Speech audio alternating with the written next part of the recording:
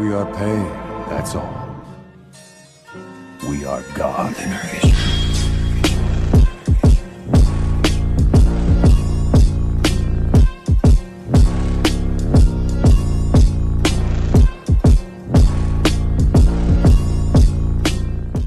Hey guys.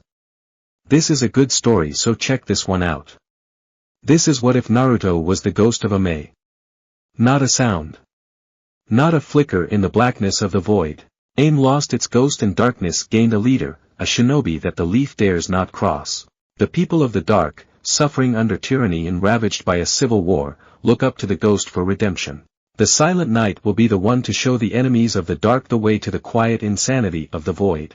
Don't forget to hit like and subscribe and check the author in the description. Let's start.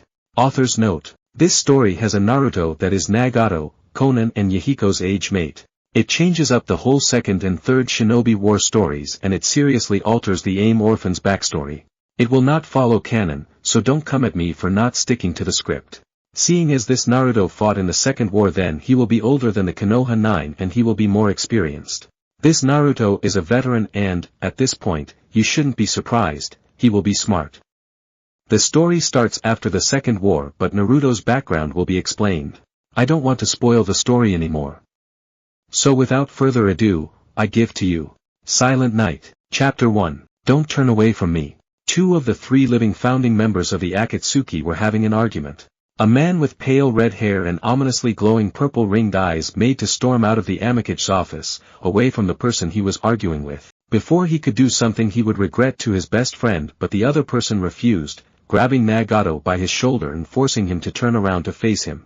This man was as imposingly tall as the Amekage and he faced the hateful Rinnegan glare with his own glare, his cerulean blue eyes narrowing. He was wearing the robes of the Akatsuki, something Konan thought of after they had defeated Hanzo of the Salamander barely 2 months ago. He had dull blonde hair that flopped down his head to the nape of his neck and fringed heavily over his right eye, reaching down to his chin. Over his mouth and nose was a black half-face mask that had pearly white teeth grinning evilly, a grisly thing to behold for any of his enemies, and these bared, painted teeth looked even scarier as the man scowled when Nagato slapped his hand from his shoulder. The purple-haired angel of Amegakure, Konan moved between both Kage-level ninjas quickly and fought to push them apart as they butted heads over her own head. Guys, she pleaded, breaking her stoic mask and worryingly, frantically, looked between both of her childhood friends. Please calm down. I let you desecrate Yahiko's body, Nagato. The masked blonde snarled, jabbing his finger at the Rinnegan god's face, very much unafraid and not in the least bit intimidated when Nagato's eyes glowed with ill intent. I looked away when you dug him up and used him as one of your Rinnegan puppets. He spat, his voice came out clearly in spite of the fear-imposing mask covering his lower face. Now your grand plan to attain world peace is to blow it up, to combine all 9 beasts and point it at the planet. Do you know how many levels of crazy that is? Nagato barely pushed down the urge to crush his friend with gravity and growled. Don't talk to me about crazy, Naruto. Konan was now desperate, holding them apart from ripping each other to shreds. Naruto, Nagato, we can resolve this. No, we can't. The masked ninja named Naruto grated. He comes up with the craziest, riskiest plan and those plans almost end up with all of us dead or dying. The Amekage was adamant. The world needs to learn how to behave. If creating a nuclear-level threat is the only solution, then so be it. There he goes again, spitting rubbish. Just like your plan for killing Hanzo, huh? Do you remember that? He saw Nagato waver and Naruto pointed outside the window at the recuperating village, where it rained heavily and the people were shuffling around, still trying to get a bearing of what had happened a few months ago. It destroyed half of our home, ruined hundreds of lives and severed 2 major alliances to the village. You went with the plan, you could have left and yet you didn't. He didn't raise his voice, like Naruto, though it still carried enough venom. I told you we could lead Hanzo away from the village and kill him in Suna, where he's weakest, but you said you wanted him at his best. You wanted him where everyone could see you kill him. You wanted the people to know you're the new Kage. Naruto slowly deflated and he exhaled through his nose. Yahiko died because of you, don't you dare say that. My student would have lost her life too if I wasn't there. The masked man continued as if he wasn't interrupted. He shook his head sadly and his eyes dimmed at the thought of losing his one and only student. He was put on the spot by Hanzo on who he would rather save, Yahiko or his student, and he chose the girl as his best friend impaled himself with his kunai. That situation could have been avoided entirely if Nagato listened to him for once. Tired shadows gathered under his eyes and he closed them, sighing. Your pride will be your downfall, Nagato. He hesitated, looking at his glaring friend with somber eyes and raising his hands in surrender. I will have no part of your plan. I'm done covering for you. Didn't need you anyway. You know where the door is. Get lost. He jabbed his thumb over his shoulder and Konan moved in front of Naruto as he made to walk out, gently keeping him from walking by pushing her hands against his chest. Naruto, no, we need you. She pleaded and her dark brown eyes softened. Naruto observed her for a moment before he shot a quick look at Nagato, bent down to her ear and whispered. He'll need you. Look after him. He straightened up and brushed past her. His cool eyes didn't change as he heard the woman sniff behind him. He closed the door behind him and mentally began planning in how he was going to pack his things because he didn't want to see Nagato travel deeper and deeper into the abyss of his own creation. The 17-year-old jumped in surprise when he turned back around, face to face with his student. She wore the same Akatsuki garb as her teacher and she didn't look that much younger than him, maybe even just 3 years younger. She had the same lower face mask as Naruto but hers was simply plain red and she had long, soft white hair that reached her hips and 2 fawn-like bangs that reached her pale hidden cheeks. Her curious red eyes shone even in the dim lighting of the hallway outside of the Amakure's office and the girl looked up at her teacher without much emotion on her face. I was coming back from the medical ward because some civilian caught a disease while digging up a house. She raised a perfectly curved eyebrow and Naruto walked past her. She hurried up to his side, making sure to walk a step behind him with hurried steps. Did something happen in there?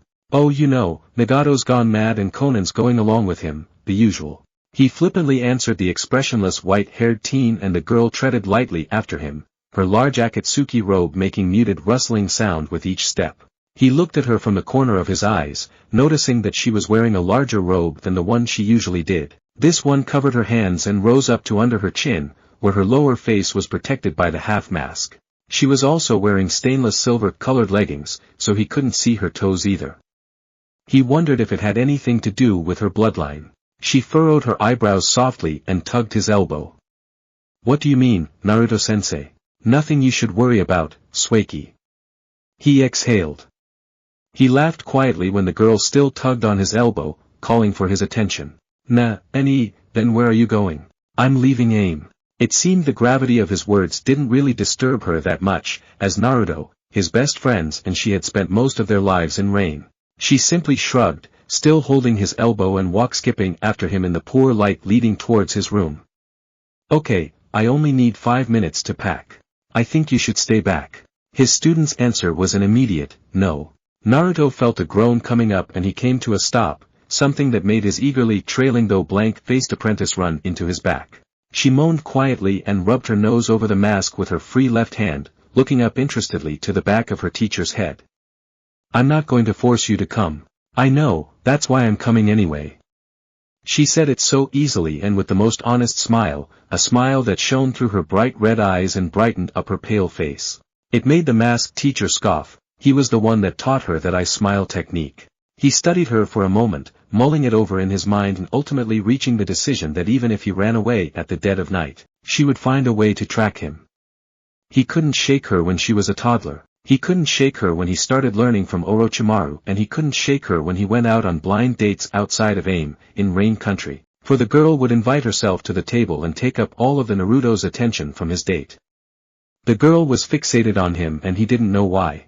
Against what should be expected with a devoted stalker like his student, she was nice company and she was there when he needed someone. His sighed in defeat and her eyes lit up again. Alright, fine. Get your stuff ready and meet me at the west gate. Great.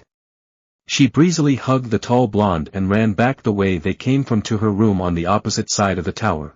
The ghost of AIM sat down on his bed with a huff and a misty blackness ebbed from his back. The puff of darkness disconnected from his body and formed 2 clones, both of which had black-eyed with dark red irises instead of sky blue. The clones began gathering his things from his room while the real shinobi stared at the 3 pictures he had on his walls. There was one of him as a 5-year-old with his dead parents, clinging onto his father's left leg and angrily pointing, roaring at the cameraman to not take the picture as his mother covered her mouth to hide her laughter and his father rolled his eyes in frustration, shaking his leg for his boy to get off him. A small smile came to his face when he remembered his younger self. He was wilder and more rebellious, insisting on his own way and no other way. That picture was taken a week before they moved from Darkness, or Dark Country, to aim at the peak of Darkness's civil war. His parents had seen the move as better than staying at the war-torn country because no other country wanted anything to do with dark refugees. His father, a tall man that often wore a scarf around his mouth and had black hair with blue eyes, promised that aim would be better than Darkness, and his mother, his sweet mother, a beauty with equally blue eyes and soft, rose-petal-smelling blonde hair, agreed to move. Naruto had no friends in Darkness, as people were more concerned with either fighting the government or surviving the random bombings, so the boy only wanted the family to settle down in a place that didn't pose any daily danger to their lives.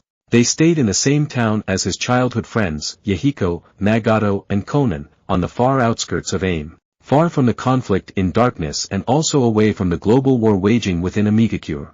That time he moved he hid most of his face under a scarf, like his father, and so the 5 friends didn't know how he looked for a number of years. Another picture was of him, 11 years old and wearing a mud-splattered black shirt and black pants with blue sandals, a red scarf around his face and holding a fighting stance across from his opponent, an orange-haired boy that grinned teasingly, wearing a similar style of clothing.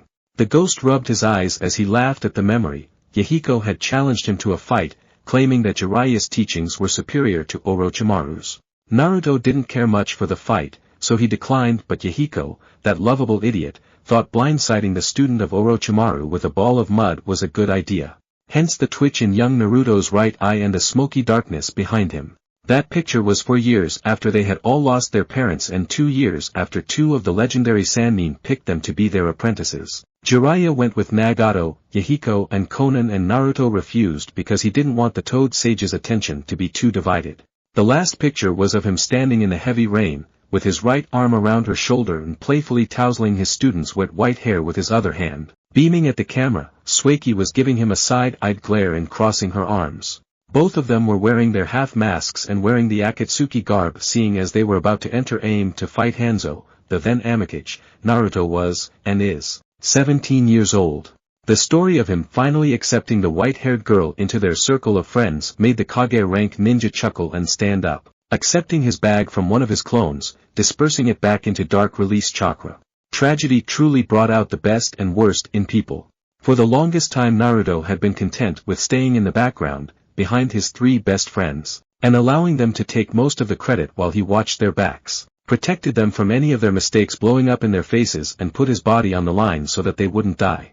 That was how much Naruto treasured them. Wherever they messed up, Naruto appeared and picked the slack so none of them got hurt. That was one of the reasons he was called the Ghost of AIM. He was an entity that couldn't be comprehended and left a trail of bodies after him when, even if you looked hard enough, you wouldn't see him at all. He wore a mask for the most part of his life and he stayed in the shadows of his more public friends. All they knew was that no enemy who managed to get near Yahiko, Konan or Nagato would get any closer before they inexplicably died. Especially Nagato. Before he got his Rinnegan, Nagato had the habit of picking fights he couldn't physically or mentally measure up to. That was what Naruto had come to meet when he moved to AIM. A boy with blonde hair and wearing a long scarf around his neck, mouth and nose raised an eyebrow and crouched down onto his right knee, ignoring the light rain pouring down on him in cold waves. He was staring at a red-haired boy yelling at the top of his lungs at 3 bigger boys, who looked to be about 9 or 10, surrounding the boy as they pushed him about. "Leave me alone." The redhead blindly swung his fist and it slightly clipped one of the bigger boys. The boy that had been hit spat and drove his fist deep into the weak boy's stomach, savoring as Nagato coughed and whimpered, holding his sore belly and falling onto his knees. Naruto hummed and his lips turned down when one of the 3 boys kicked Nagato's back. He was obviously not a threat again, why hit him while he was down?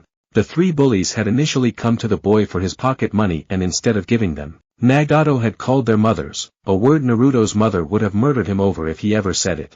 Naruto knew bullying. The 3 boys came with smiles and laughter, genuinely asking for the boy's money.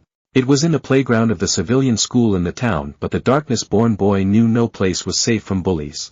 Naruto closed his eyes and sighed, and the other two joined in and began dropping blow after blow on the smaller boy's curled-up body. The other kids looked away from the blatant bullying, and the blonde instinctively knew that if they intervened then they too would be ganged up on. He stood up from the small hill he was crouched on and walked to the gang beating, saying over the rain, "Hey, that's enough. You've got what you want." The boy that began the volley of kicks looked up with a deep scowl, looking over Naruto's face covering in his hand-me-down clothes. "Who the heck are you supposed to be? This has nothing to do with you." The school was underfunded due to the war, so the teachers couldn't care less if Naruto reported him, so Naruto removed the option of reporting the bullying to them. They went back to attacking Nagato. Everyone gaped when Naruto dragged one of the boys back by the back of his shirt. "I said, that's enough." The boy he pulled back turned around and shoved the masked boy down, shouting, "That's it." He ambled to Naruto and the boys scurried away from the larger boy. The other two bullies left Nagato's shaking form and followed the supposed leader of the group. Naruto wasn't fast enough, so the leader picked him up by the top of his shoulder, lifting him clear off the ground, and yelled, "Should have minded your business, scarves." Naruto, who had formerly been wide-eyed and trying to pry the boy's hands off his shoulders, covered his mouth and giggled. "Scarves? Really?" The boy holding him up prepared to crack his knee into Naruto's gut, but the boy had already shot up his right leg, crashing it between the large boy's legs and felling him down so he could hold his throbbing groin in agony. Nagato looked at his savior with large eyes, watching as Naruto landed on his feet and quickly moved backwards when the two other bullies were trying to figure out what Naruto had just done. The mystery boy raised his fists and hopped on his feet, something he had seen his late uncle do when he was telling Naruto a story from his time as a ninja. The blonde paused and beckoned the confused pair to go, returning to his sloppy fighting position once again. The two bullies only surged to Naruto when the groaning boy on the ground yelled at them to. Naruto bent under a punch to his face and drove an unforgivable uppercut into the attacker's groin, dropping him down onto the ground to painfully cradle his aching nuts. Naruto continued his motion even as his second victim went down and scrambled away from the last bully's kick. He managed to get upright again, and the panting bully ran to him with murder in his eyes, ready to avenge his friends. The darkness-born boy reared his right leg back and met his aggressor first, striking his groin with such strength and accuracy, for a 5-year-old boy, that the latest victim leaped back a step with his hands cupped over his attacked groin and tumbled onto his back with a scream. The playground erupted in celebratory squeals, and Naruto smiled at his work, 3 larger boys rolling around on the ground and wailing. Nagato later met Nagato after school, flabbergasted beyond belief and hailing Naruto as his hero. He asked if they could be friends and Naruto agreed. Later that day Nagato introduced him to his other 2 friends. They were attending a shinobi school, Yahiko and Konan. AIM was in serious need for soldiers, and Hanzo reduced the recruitment age down to 5 years old, forcing healthy children to be mandatorily enlisted. Yahiko's father was a high-ranking shinobi directly under Hanzo, and Konan had an older cousin that was a successful medic, so them being made to attend the shinobi school was unsurprising. Nagato wasn't qualified to attend the school with his friends because he was too sickly and weak, so his destiny was to become civilian cannon fodder for the army. Educated cannon fodder, but cannon fodder nonetheless. Naruto didn't mind more people his age to talk to, since those in his part of the town were elderly and unable to keep up with him. It was all going fine for them until a year later another couple from his home village, Darkness, moved into their town. Now, Darkness was a fairly large place, so Naruto couldn't possibly know every person from there, and he certainly didn't know those newcomers. They were pale, like all of the populace in Darkness, and they possessed quirks special to people from Darkness. But he didn't know them, and Konan and Yahiko, rudely thinking that all people from Darkness knew each other, couldn't change that fact. Naruto's parents hit it off with their fellow Darkness comrades, but Naruto didn't warm up to the nice couple's peculiar 3-year-old child, Katsueki Sakanomi. "Ah," Konan murmured, leaning close to Naruto and whispering. "She's following you, again." Naruto inhaled shakily, covering up his frustration into a worrying twitch of his right eyebrow. He released the air through his hidden mouth and shook his head, placing his hands behind his head and slinking with his female best friend as they went towards Yahiko's house. "Just ignore her. She'll leave, eventually." She didn't. She stalked the boy for 5 more blocks. He spied a red twinkle from the corner of his eye. A girl with white hair messily wrapped her mouth and peeking out from the side of a failing bookstore. She squeaked when she noticed Naruto had seen her and ducked back into the alley, covering her head and trembling with her eyes tightly clenched shut. The bottom of her damp flowery yellow and white dress was speckled with grass, showing that she had followed Naruto as he and Conan leisurely walked through the park, and mud, meaning she passed through the same puddles as the older children. When she thought Naruto had gone, she slowly opened her eyes and turned her head, still covering her head with her small hands, to look out of the alley. She jumped back when an unimpressed, incredibly annoyed Naruto stood before her with his sparkling blue eyes dark with irritation and his forehead crinkled deeply. "I told you to leave me alone. Do you want me to hit you?" he said, waving his fist in front of the cowering girl. She mutely shook her head. Conan placed her hand on Naruto's forearm and gently pushed it down. "Naruto, stop, you're scaring her." He removed his hand from her grasp, glad she couldn't see his cheeks flush at the contact. "Good. She should be scared." He waved his hand and turned away from the red-eyed girl, continuing his and Conan's trek to Yahiko's house. "Get lost, weirdo." Suiki fled from Naruto and he thought that had finally done it. But it hadn't. Matter of fact, the stalking had gotten worse starting the very next day when Naruto's parents hosted Suiki's parents for early lunch and allowed the little girl into Naruto's room while the boy was coming back from school. She rummaged through his things and tried to decipher his elementary-level textbooks and his jottings, memorizing his chicken scrawl-like handwriting and taking her time to rub her face into Naruto's pillow, so as to absorb his smell and also leave hers behind. She learnt the bare basics of how to read and write within the next few weeks from her parents, a feat that shocked them, and she utilized the little she could do every day. Suiki pursed her lips and pointed her pen at a dirty pink thing wiggling in the mucky grass of the park. Was it? Naruto eyed the tiny girl at his side, running as quickly as her small legs could go after the boy that was walking as quickly as possible from her. He looked at the creature she was pointing at and walked on. Worm. Her tongue stuck out from the corner of her mouth and she wrote in her gradually soaking notebook. Woom. She looked up at him when she suddenly remembered, asking. Naruto-sensei, spell woom. The boy tiredly grumbled. I'm not your sensei, I'll spell it for you. Yahiko exclaimed from Naruto's other side, shoving the blonde out of the way and smiling brightly at the white-haired girl. If there was a way for looks to torture and kill, then Yahiko would have died a horrible, painful death.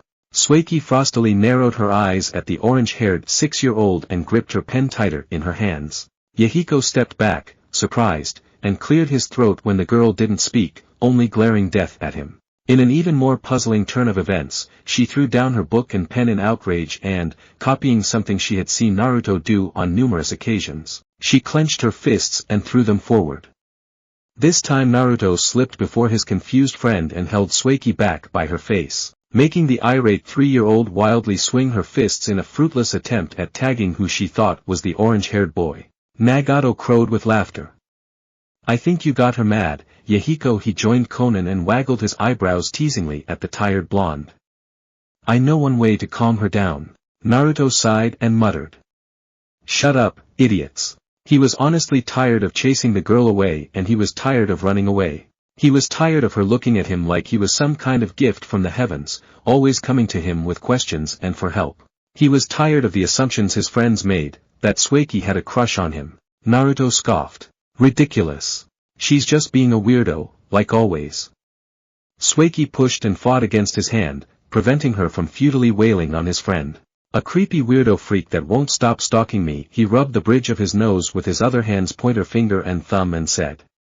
Stop, okay. Realizing it wasn't Yahiko but Naruto that was keeping her back, Suiki suddenly stopped and her expressionless face gave nothing away. Okay. Worm.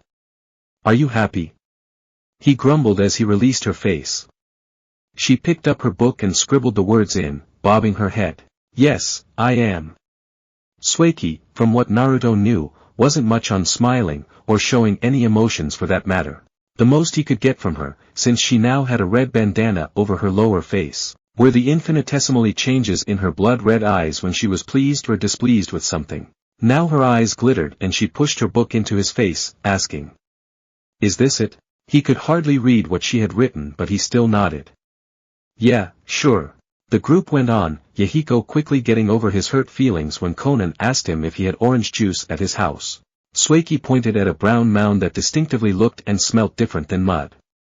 Was it? Dog poo. Only a year later did catastrophe strike and the dreaded Great Shinobi War reach their peaceful town. A squad of samurai flooded into the town one day, took down the town's civilian guards. They hid among them and a day later Aim's shaky ally, came around to coax the samurais out.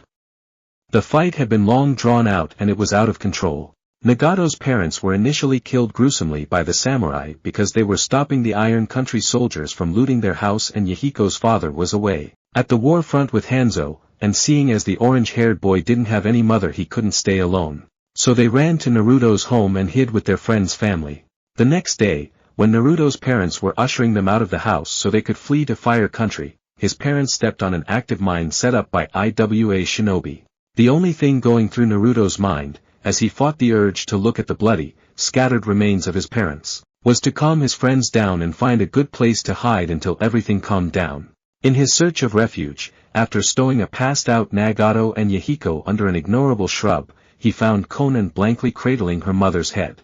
He gently pried the head from her arms and gave her a tight hug, providing human warmth in the only way a recently orphaned 6-year-old child could provide, and it allowed his best friend to cry. He supported the listless, catatonic purple-haired girl around the town as he cautiously checked for any more fighting or danger in general. The Iwa ninjas and Iron Country samurai had taken their conflict further away, but the devastation they had left behind ruined any sort of normalcy. Houses had fallen into themselves and bodies of innocent people littered the ground, parts strewn around carelessly from samurai that could care less of casualties and ninjas that didn't mind ending innocent lives as long as that helped kill a few samurai. He found Sueki ineffectively pulling at a pale hand from under a pile of rubble and twisted metal that used to be her family's house. She wasn't smiling or crying or showing any emotions whatsoever. It was like she already knew that she was holding a lifeless hand in her own, but she still couldn't accept the fact that her parents were gone. Naruto watched her sniff and mutter for her father and mother to come out for a minute before he went to her. He couldn't for the life of him leave her, no matter how annoying she was. He had to hold her in his arms for a few long minutes before she tentatively responded by pressing her face into his chest and embracing him back. She made no sound, but her body shook with the tears that refused to come out. Naruto was just happy she was alive. The scarf-wearing boy carried the then 4-year-old girl on his front and Conan on his back. His whole body still felt the effects of the mine from 3 hours ago, and the combined weight of his two friends had his legs shaking under the effort, though he still powered through, steadily walking back to Nagato and Yahiko. He didn't comment too much when he saw that Nagato's eyes had changed from kind brown to an ominous blazing purple with black concentric circles. It wasn't funny how war forced children to grown up, not even as he looked back on it years into the future, and most definitely not when he was still experiencing it. For what felt like months, Yahiko, Conan, Nagato and Sueki were lost. They vacantly stared out at nothing, through the frigid cold nights and through the blisteringly hot days caused by living under crossfire. Their eyes lost the wonder and shine of childhood, the hope for the future and a present determination to reach that hopeful future. They lost all of that. They lost everything, but they only had each other. They realized this when they finally began to notice the efforts of one of their friends in making sure they had somewhere livable to lay their heads at night and always had something to eat when they were unbearably hungry. Naruto was forced to grow up and care for his friends when they were processing how their lives could have gone up in flames so quickly. He snuck into enemy camp and stole food for his friends, endured the beatings they gave him on days he was unlucky and got caught, shuffled around on his own in search of a warm place to spend the night, far away from the eternally dangerous nights. He sacrificed his sleep so they could rest. He sacrificed his food so they could eat. He sacrificed his body so they wouldn't get hurt. Naruto only found out, after another consecutive night of sleeping without food, that protecting and caring for his vulnerable friends gave him something to do instead of dwelling on his own vulnerability. He questioned the point of his continued existence and his insignificance in the universe as a mere speck compared to juggernauts that shook the world with the smallest actions. The only thing he could do was ensure his friends lived, even if he was dead inside. It was the role he couldn't play, but the role he had to play, as his friends were too physically and mentally broken to do anything but kill themselves. Naruto was just as broken as they were, if not more so, but the awareness of his tiny existence forced him to make many personal sacrifices so that his friends' existences shone, never knowing that even in the darkness he was still growing to be a giant star. Orochimaru wrote this about his lone student in a journal the Sannin forgot in AIM. Before the battle for AIM, Naruto found it and gave it to Suiki for safekeeping.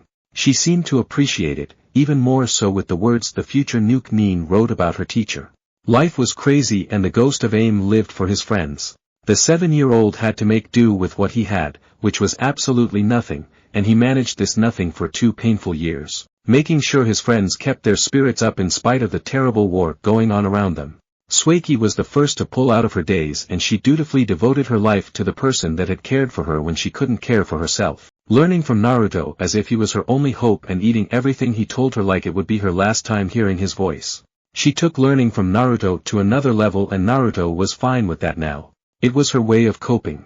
Who was he to judge? He didn't know that Suiki actively becoming his student, in her mind, went light years further than simply coping. Naruto had picked a half mask from a dead Suna shinobi and wore it instead of his scarf because Konan had caught a cold and he had been looking for a substitute for days, before he could comfortably give his friend the scarf that hid his identity. This meant he gave Konan his shirt to use for extra warmth until he could get his shirt back and give her his scarf. Suiki adopted a similar half-face mask not even a week later.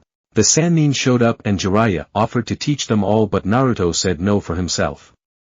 Yahiko, Nagato, and Konan then went on to learn from the newly named Toad Sannin. Orochimaru was at the time feuding with Jiraiya for Tsunade's affections so he chose Naruto to be his student, branching out this offer to Suiki, then 6 years old. But Naruto staunchly refused, saying that she was too young to learn ninja techniques. The Sannin quietly backed away when he discovered the young mask-wearing blonde had 2 very powerful bloodlines. While Tsunade left for Konoha, Jiraiya and Orochimaru stayed back to train their new students, coming and going to different war fronts until, 5 years later, they were too busy with the war and hastily graduated their students to the stage of personal training. They were still on this stage, a year after the Sannin left, but they had used the skills they had acquired to defeat Hanzo the Salamander. And that fight was brutal. It ended with the 4 surviving friends all crossing out the AIM forehead protectors Nagato provided them as the new Amegakure, over the grave of their fallen comrade. Naruto silently plodded through the rain and the shallow puddles, navigating through the back alleys from the Amekure's tower to the west gate of the highly industrialized village. The Akatsuki robe he still reached his mid-calf, so the rain only soaked into his black sandals, though he wasn't too bothered with them seeing as he had grown up with the feeling of wet shoes. He flicked away the bang hanging over his right eye and looked out of an alley where a swarm of people huddled under a large tarp, distributing and collecting hot food.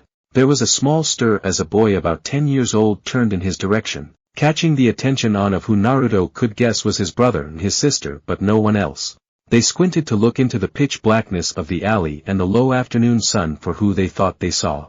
The ghost shook his head slowly and placed his pointer finger on his mask, telling them not to speak. They gawked dumbly at who they saw. The legend that had aided in putting down their former tyrannical leader and the only one they knew that could pose a challenge to the newly instated Amegakure, the god of AIM. The 3 kids nodded and went back to eating their porridge. It was remarkable that they could even sense him. He walked backwards into the dark and his presence gradually left. A tendril of wispy smoke seeped out from the ground a mile from the west gate and formed into the mask-wearing blonde, who started walking at a casual pace westward. He was soon joined by Suiki, panting for air as she reached his side. "Didn't you say?" She closed her eyes and wheezed, tightly holding the back of his cloak in her small hands and blindly walking with him. "Meet you, at the gate." "I did." Naruto answered candidly. The girl, also still wearing the soon-to-be S-rank rogue organization's black with red clouds robe, didn't look to have any luggage or scrolls on her person. Like her mentor, she sealed her storage scroll into a storage seal painted onto her right upper arm but unlike her teacher she had to run a mile in 5 seconds to reach his position. She got her breath and curtly walked at her master's side, moving a step behind out of a sort of respect for him. "Was it a test?" "Yup." She blanched. "Did I pass?" He didn't look at her as he answered. "No." Suiki's less than pleased mood came into her eyes as she lowered the burning red orbs to the ground, disappointed in herself. From years of knowing her friend and her mentor she knew when he was in a bad mood and she knew the consequences of prodding him during his bad moods. She sighed and remained silent, keeping her obvious question to herself. They were still within rain country territory and as such the rain still fell on them, though not as heavily as they were closer to Amegakure, the center of the developed country. The country itself was small and AIM made up 90% of it while small settlements surrounded the massive rain village. Nagato planned to merge it all together as well as imbue the natural rain with his chakra once AIM had gotten back to its feet. This was to increase security so that if invaders came from any direction, he would know from the beginning. The three surviving founders of the Akatsuki had so many plans for AIM to prosper and become a global powerhouse worthy of challenging all the other major villages at once. Now that Nagato wanted to do something that would inevitably result in another great shinobi war and possibly end with the world destroyed, the ghost finally found the line he couldn't bring himself to cross to protect his Rinnegan-bearing friend. Yahiko wouldn't have wanted it if he was alive, Naruto knew that much. And Konan didn't want it, but the Angel of AIM followed Nagato because Nagato wouldn't let her go because of his and Naruto's promise to Yahiko. It was why Naruto didn't ask Konan to come with him. Nagato had her in a cage and her frail, unadjusted mind told her that she should stay in his cage. Yahiko's death affected them all, even little Sueki, but it hit Konan worse. The whole thing was just too frustrating. He released a breath he didn't know he was holding and Sueki felt his pent-up frustration leave his body. She liked her small lips and asked a voice very close to monotone. So, where are we going? His answer was enough to shatter her stoic expression and make her eyebrows shoot up into her hairline. Kiri. Next time on Silent Night, he announced to them that he was going to end the war and bring their country back to normalcy. They were to focus their attention on expelling Fire Country and any other leeching foreign country from their country, which were Earth, Lightning and Waterfall, while the other countries that had not participated or contributed whatsoever in the violence, like River Country, Sunagakure, which was their western neighbor, Kiriagakure and Yuzushiogakure, were to be left alone. They would establish a formal alliance with those four places after the war. The forced removal of the undesirables from their country was set down in history as the Purge. In Orochimaru's words, Naruto was a living anomaly. He had two naturally cooperative affinities, one of which was strong enough to be considered a bloodline, and these two affinities combined to form an extremely rare bloodline. Gimme me a minute, crack. The whole bar was in chaos, and if there weren't bodies littered on the floor then the other patrons were either fleeing from the general vicinity of the insane ninja or were cowering under their tables. Naruto's blue eyes were dark and the intimidating beastly grin on his half-mask finally scared the downed man into the sweet bliss of unconsciousness. You're drunk. Naruto growled lowly and swiped his hand back, pushing the white-haired girl away from him and readying another blow. I'm not drunk, crack. I can't get drunk. She could see it in his vacant blue eyes, between each swallow of sake and rum. The emptiness and the purposelessness that wallowed in his dead orbs like silt at the bottom of a pond pool, muddying those formerly crystal clear and cheerful cerulean eyes. The void of life that had taken the place of direction and the daily settling depression and personal disgust at what used to be his life and what his life was now. Naruto was lost. Chapter 2. Despite being a girl that knew how to outwardly suppress her emotions, Sueki's forehead crinkled worriedly and she grabbed her teacher by the back of his featureless black cloak and tried to pull him back, but the stronger ninja held strong. His left hand clenched on the shirt of a downed man and his right hand balled into a tight fist. The man lying on the ground that Naruto was holding hacked painfully from his no doubt fractured ribs and his broken nose pulsed with fresh blood, pouring down his partially shattered jaw and onto the wooden floor. Naruto pulled the man up by his shirt and bashed his bruised fist against the other man's head, cracking him down to the ground. But Naruto wasn't satisfied as he lifted the man up again slightly, ready to break open the drunk's head. Sueki cried. Sensei, no. Gimme me a minute, crack. The whole bar was in chaos and if there weren't bodies littered on the floor then the other patrons were either fleeing from the general vicinity of the insane ninja or were cowering under their tables. Naruto's blue eyes were dark and the intimidating beastly grin on his half-mask finally scared the downed man into the sweet bliss of unconsciousness. You're drunk. Naruto growled lowly and swiped his hand back, pushing the white-haired girl away from him and readying another blow. I'm not drunk, crack. I can't get drunk. Sueki knew this very well, of her master's fast metabolism and his continuously active cells, but she unfailingly went back to him and this time wrapped her arms around his abdomen from behind and pulled him back with all her might. This couldn't compare to the blonde's strength and his right arm twitched to drive his elbow backwards, into her temple so that she could just leave him to vent out his frustration. But even in his blind rage he couldn't do that, only releasing his grip on the man's shirt and holding down the urge to spit on him. He closed his eyes and breathed in slowly, exhaling slowly again. Sueki pressed closer and pushed her face into his back, between his shoulder blades, and closed her eyes as well. Naruto heard her voice, muffled from his cloak and her mask, and she whispered. "Let's get out of here, before Kiri ninjas arrive." There was a thick silence after her silent words and the excruciatingly sober former shinobi of AIM rubbed his forehead. "Fine." He gave the man on the floor a parting kick to his ribs and mumbled. "I was done here anyway." The night had started like how every night for the past 3 months had started, with Naruto leaving the shared apartment they had in Hidden Mist and stumbling into any bar that hadn't banned him to waste away his night, drowning his soul in self-loathing and alcohol. Sueki knew there would be a blowback from leaving AIM, leaving their childhood friends, but she never anticipated for it to take this much of a toll on her sensei. She could see it in his vacant blue eyes, between each swallow of sake and rum, the emptiness and the purposelessness that wallowed in his dead orbs like silt at the bottom of a pond pool, muddying those formerly crystal clear and cheerful cerulean eyes. The void of life that had taken the place of direction and the daily settling depression and personal disgust at what used to be his life and what his life was now. Naruto was lost. The hollow pain he should have felt after losing his parents, after losing his childhood, after losing Yahiko, after losing the one thing that kept him together for all those years since then. Naruto was lost. He didn't know what to do with himself and thinking of the life he had left behind was akin to torment. Remembering the extents he would go through to ensure his friends were safe and content. Recalling how his parents promised, every night they tucked him into bed, that they would be there for him forever. Orochimaru too made that promise and he too left for Konoha without looking back, not hearing his student heart shatter at another precious person leaving him.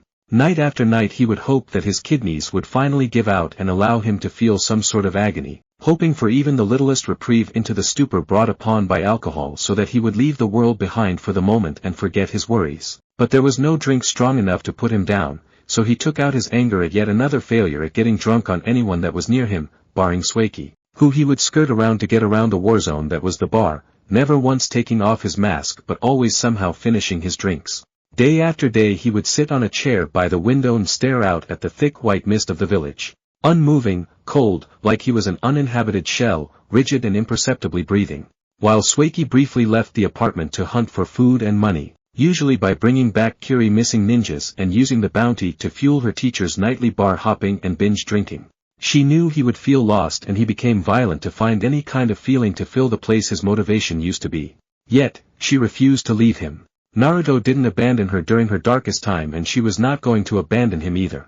The little boy huffed and his legs visibly shook under the combined weight of both of his female friends. Sueki had her arms around his neck, forcing her face under his chin with her eyes clenched shut. The boy was carrying her in his arms and the other girl on his back, a tiny, 7-year-old Conan, mutely tightened her arms around his belly from behind and hooked her ankles at his front. The darkness-born child staggered, Conan on his back and Sueki in his arms, and it was still faster than with them walking on their feet. Naruto struggled for air with each step and his bare feet, mud-stained feet, felt closer and closer to slipping with each movement and yet he fought on.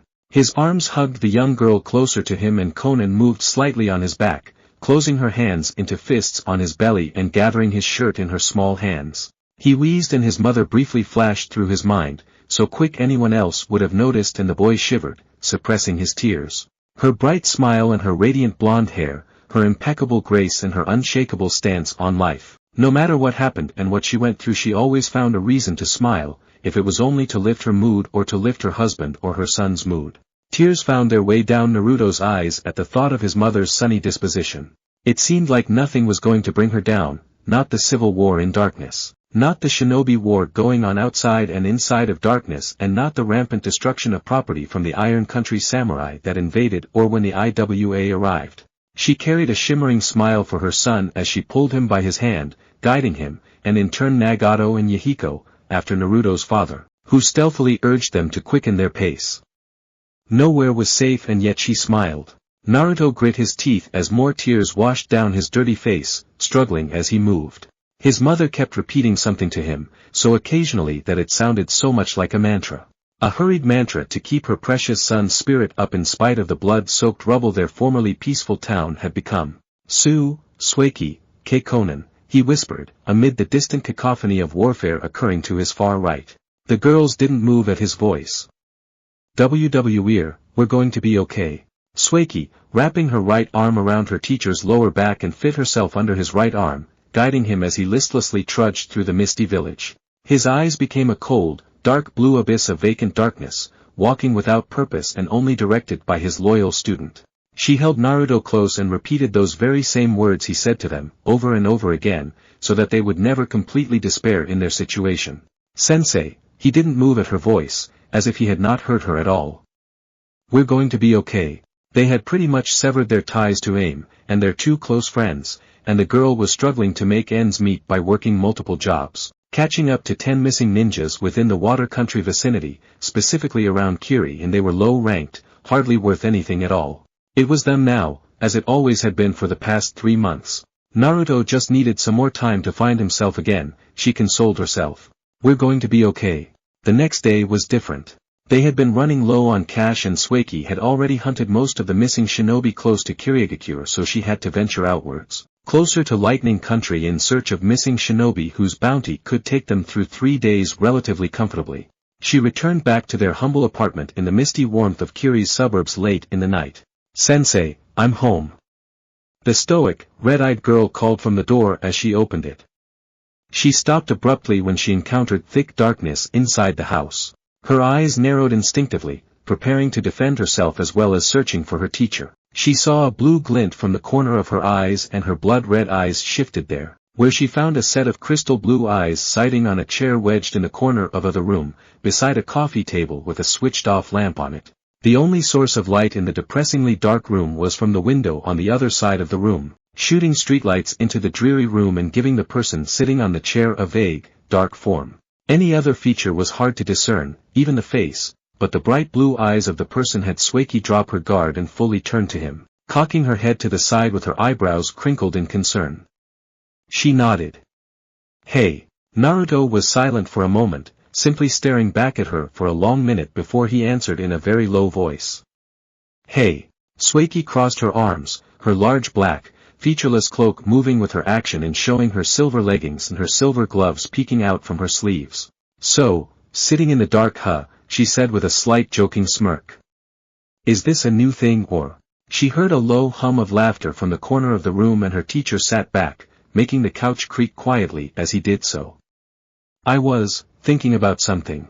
Sueki remained at the door, sweeping her eyes around the apartment to confirm that the place was empty besides herself and Naruto. She idly wondered whether it was his bloodline that made him more accustomed to pitch, choking blackness. About what? The blue eyes closed briefly, then reopened.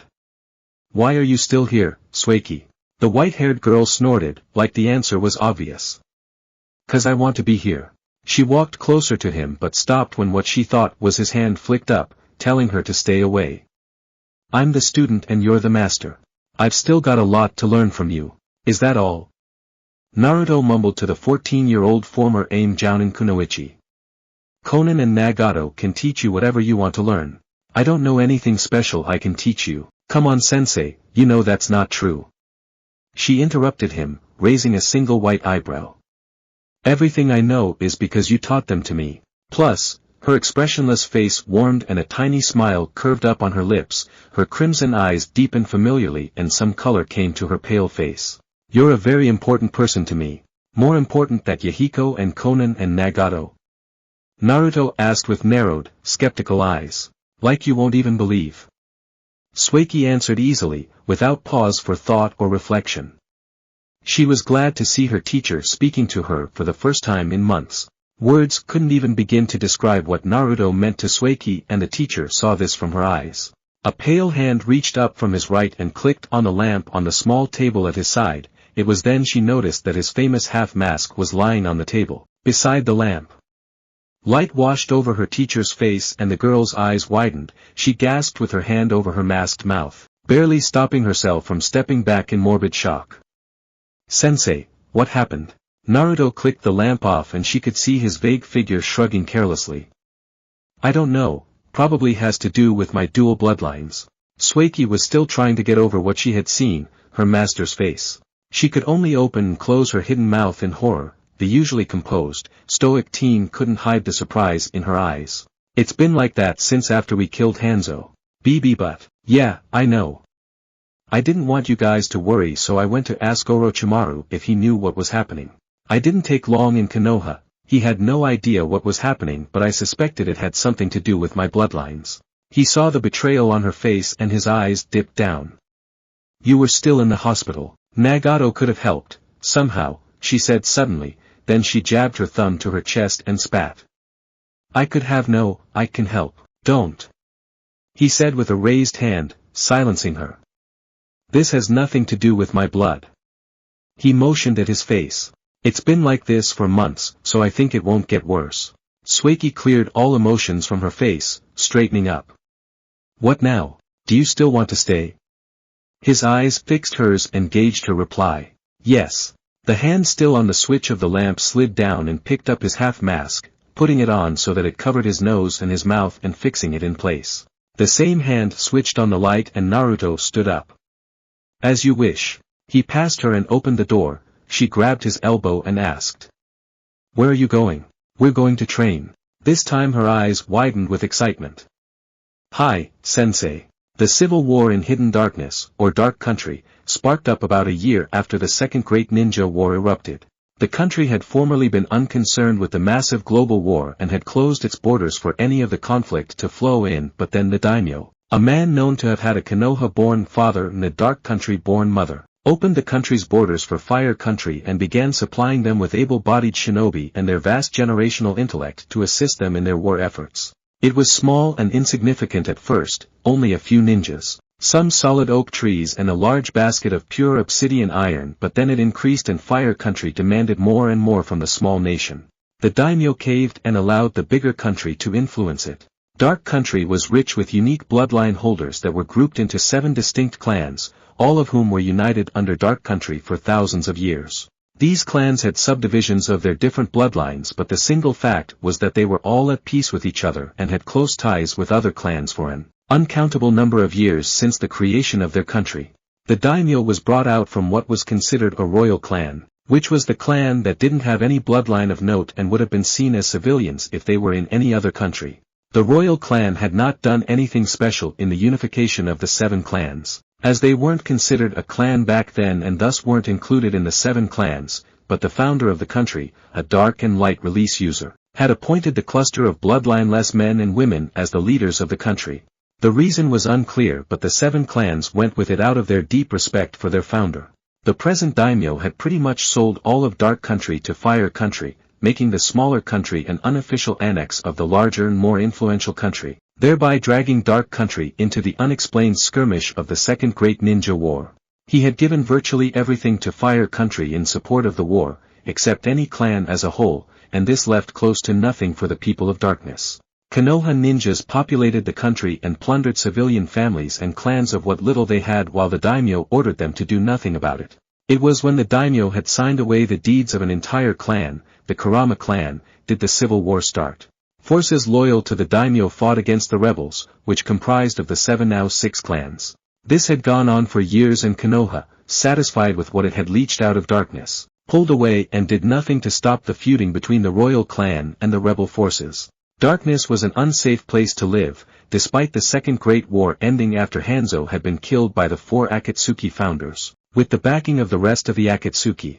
It looked like the war between the royal clan and the 6 clans would go on for years and years to come, but, some months after the end of the war, it all came to an end when 2 ninjas of unbelievable repute arrived in darkness. It was no secret that the former ghost of Aim and his loyal student were born and, for some years, bred in darkness. Just like it was no secret that the ghost and his student left Amegakure and disappeared into thin air.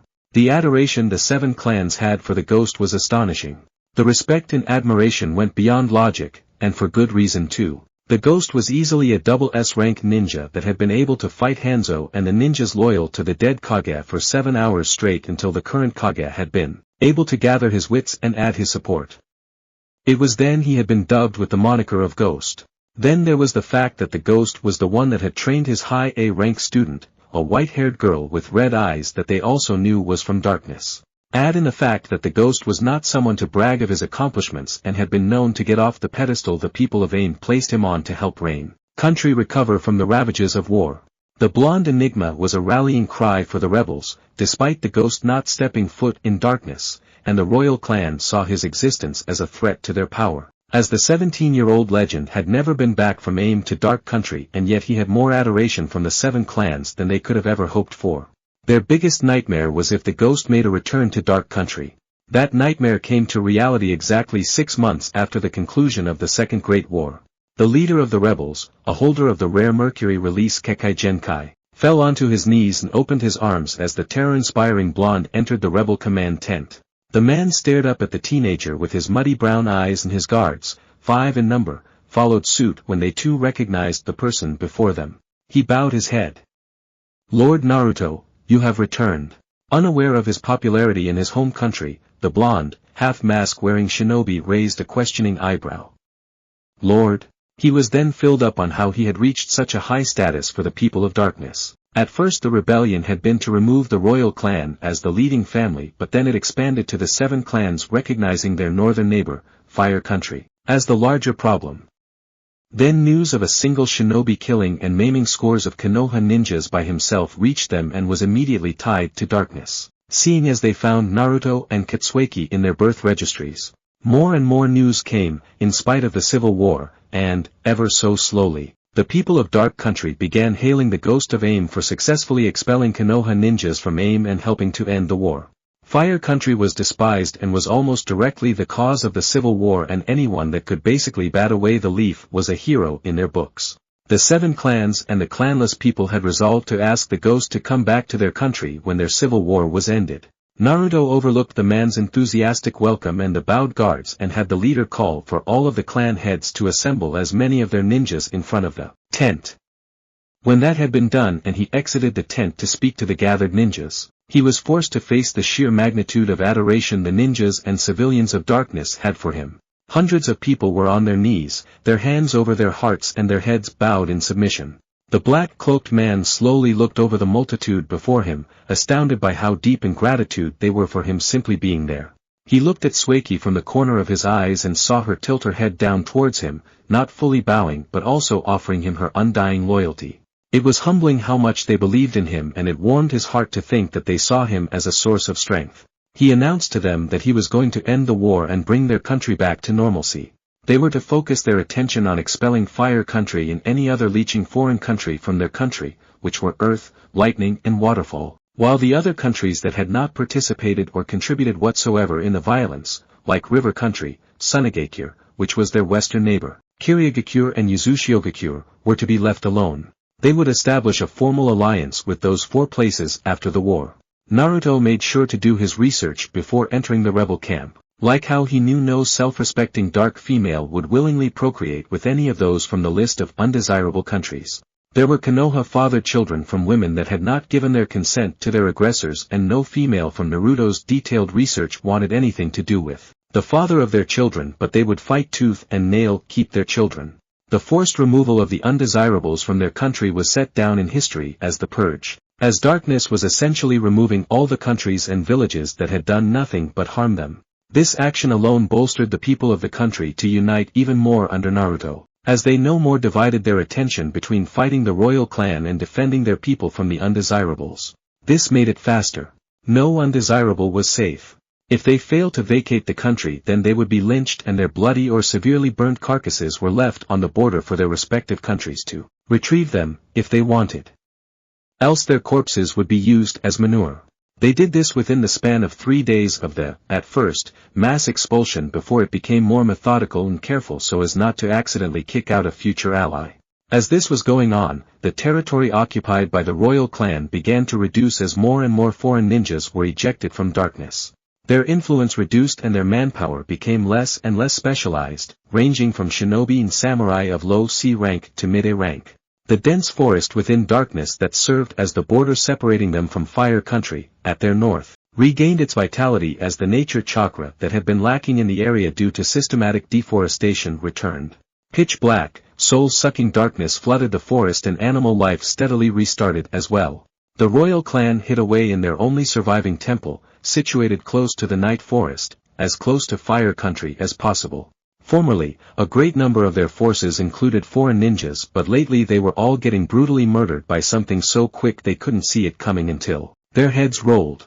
That was the next part of Naruto's plan. While darkness focused on taking care of the undesirables, he and Sueki would handle the royal clan. In Orochimaru's words, Naruto was a living anomaly. He had two naturally cooperative affinities, one of which was strong enough to be considered a bloodline, and these two affinities combined to form an extremely rare bloodline. Smoke release itself was not rare, as there was a whole clan in darkness that could use the Kekai Genkai, but what made Naruto's rare was that the affinities combined to make his own bloodline weren't fire and water affinities, which naturally opposed themselves to form smoke but instead were lightning and water, of which his lightning release was also a bloodline on its own. Normally water and lightning could come together to make deadly results for any receiver, but Naruto's lightning clashed against his water to form smoke. That was something that confused the snake scientist. At first, the snake Sannin wanted to say that his student had dark release at the similarities between Naruto's smoke release and dark release, but had scratched out that summary at the obvious fact that it wasn't darkness Naruto was expelling but smoke. There was the hidden mystery of what was happening to his face under his half-mask. Then there was his learning speed and thirst for knowledge. Naruto was neither a prodigy nor a genius, but he was a highly adaptive person with a quick-to-process photographic memory to boot. The AIM orphan had been forced to adapt by his circumstance, and so no matter the scenario Orochimaru threw at his student or put him in, the boy would only take a few seconds to adjust before he overcame the obstacle. The masked teen could conjure up 100 plans and ideas to tackle a problem of any kind, whether shinobi or civilian. And yet he didn't have the patented prodigy's look, where it would seem his mind was constantly churning and spinning, thinking deeply and speaking from the soul with the liltingly condescending tone. Naruto's clear blue eyes changed from situation to situation. To his friends and those he considered family, they held warmth. Joy so pure and welcoming that the receiver had to have the heart of Yami to not succumb to the happiness in his orbs. To his enemies and those he considered a threat, they held death. Painful, agonizing, excruciating death. No hatred, but there was manic excitement at the thought of snuffing out a pest, and so his blue eyes would darken and spin slowly, ringed with black and speaking little of the uncontrollable madness they held. No, Naruto wasn't a prodigy or a genius. Naruto was a beast. A phantom. A specter. He was the stuff that made the nightmares of enemy countries like Lightning Country. His shadowy rampage as the student of the snake Sannin and after Orochimaru had gone gave chills to any self-respecting human being. He was the legend parents told their children at night to keep them in line. He was part of the symbol of hope for all of Amegakure. He was the symbol of unity to his home country of darkness. Orochimaru didn't know what he had trained until it was too late. Naruto was someone that could make his teacher stop and hesitate. He was silent. He was careful. He was methodical. He was the ghost. Naruto squeezed slightly on the binoculars in his hands and they zoomed in closer on the heavily protected fortress the royal clan were hiding behind. The very last of their hiding places the ghost and his student had dismantled. He counted 28 ninjas guarding the building, and his eyes roved up, catching 2 sentry posts with 3 guards per post, making 34. He brought the binoculars down from his eyes and pressed his right pointer finger on the earpiece in his ear. Can you sense the daimyo inside? The sound of static answered him until, yes, I can feel the whole clan in there. Sueki pursed her lips and her eyes stayed closed in concentration. I feel like they have escape tunnels in there, maybe to Konoha. They do. Ancient families like that have contingencies in case something ever happens to their power. Then why are they still in darkness when they can take the tunnels and hide in? I don't know, Konoha. It's a trap. It's a pretty risky trap, sensei, the red-eyed girl muttered. Having all of their family here and present just on the off chance they can get you. Naruto scoffed and peered through the binoculars again. No one ever said this daimyo was smart. I can sense him but not his wife or son. So he had them escape and the rest of the clan don't notice anything off. The stoic girl shook her head in exasperation. Overprivileged idiots. Naruto watched the guard rotation for a second, then he sniffed sharply. Are your senbon ready? There was a clipped click on the other side and Sueki hummed, removing a fistful of combat needles and studying the thin red substance inside the needles. Yeah.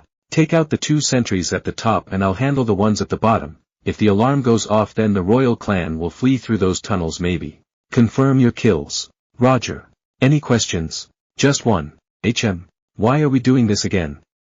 Not including the major point that Naruto could murder all the member of the royal clan and their guards by himself. Sueki couldn't really see the point in ending the darkness civil war. Except that this is a great way to burn time and maybe teach me a thing or two in assassinating a well-protected family. Other than that, I don't see the reason for doing this.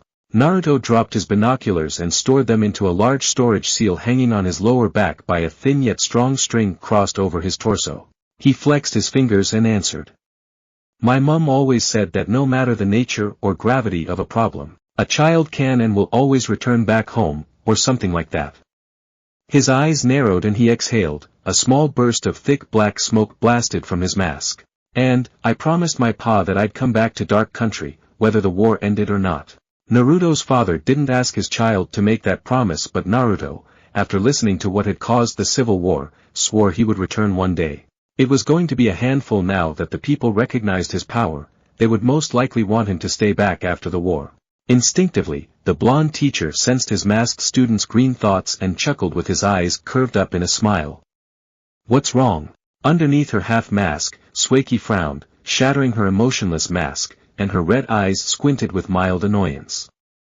Am I not enough for you, sensei? A large, nervous drop of sweat grew on the side of Naruto's temple and he felt that he wouldn't say the right thing, so he tactfully did something that usually worked for him on his precious student, a bribe. I'll give you extra lessons if you collect 20 or more confirmed kills. Extra training if you kill your 6th century targets before I finish my 28 on the ground. This answer made the pale girl's eyebrows lower, her frown relax into a small, easy smile. Whatever. That's the spirit. Are you ready? Ready.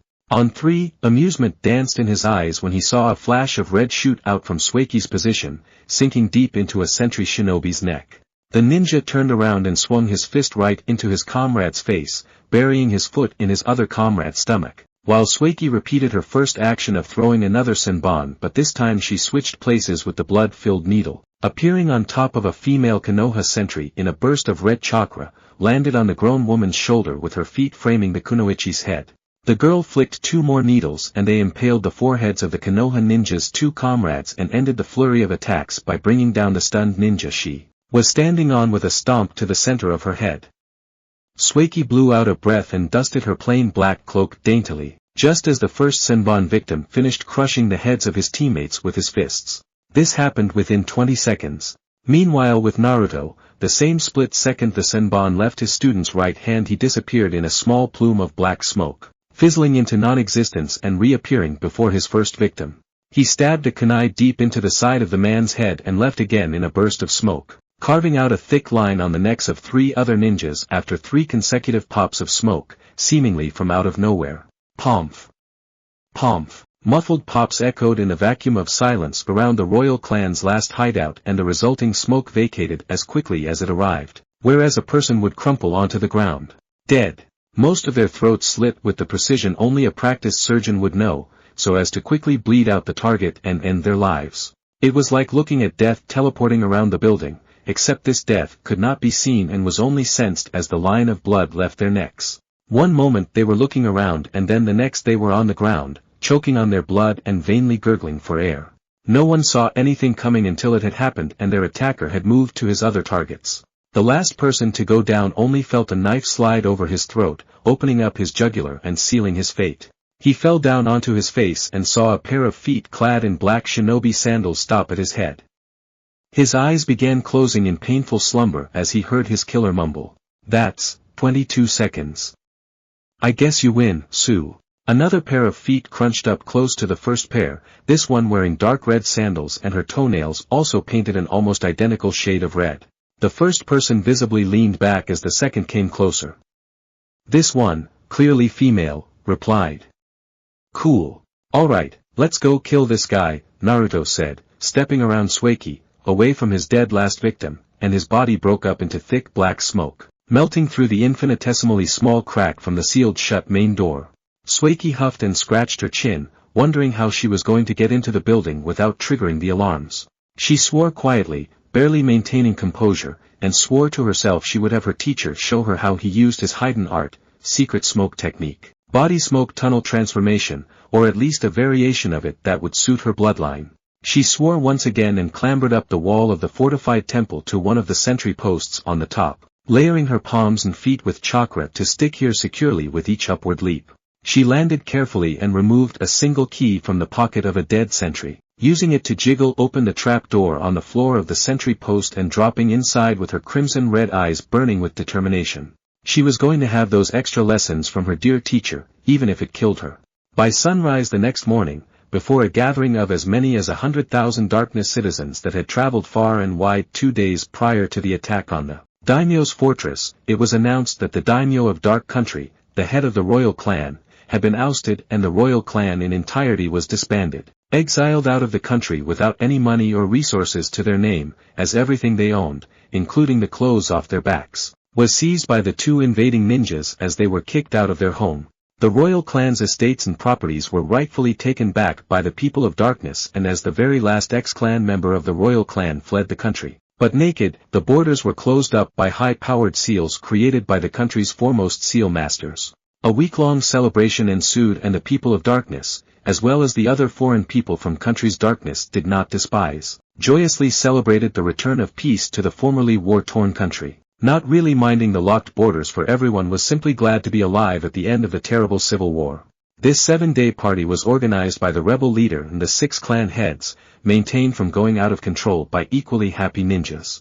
The day of the ousting and the 6 subsequent days were made into public holidays, named after the 2 ninjas that had ended the civil war, though the red-eyed student graciously stepped down and gave all the credit to her teacher, for she personally wouldn't have returned if not for him. Fireworks and music could be seen and heard from as far as Amegakure, their western neighbors, and some parts of northern Fire Country. At the end of the week-long party, as thousands of people reconvened on the location the end of the civil war had been announced, the rebel leader, with the backing of the 6 clan heads and the population as a whole, declared Naruto the new leader of Dark Country. That's it for this part.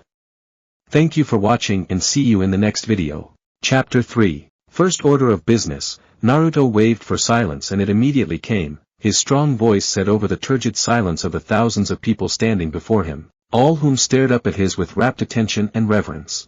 He laid out the first of 4 phases he foresaw his country going through before they could truly get back to their feet.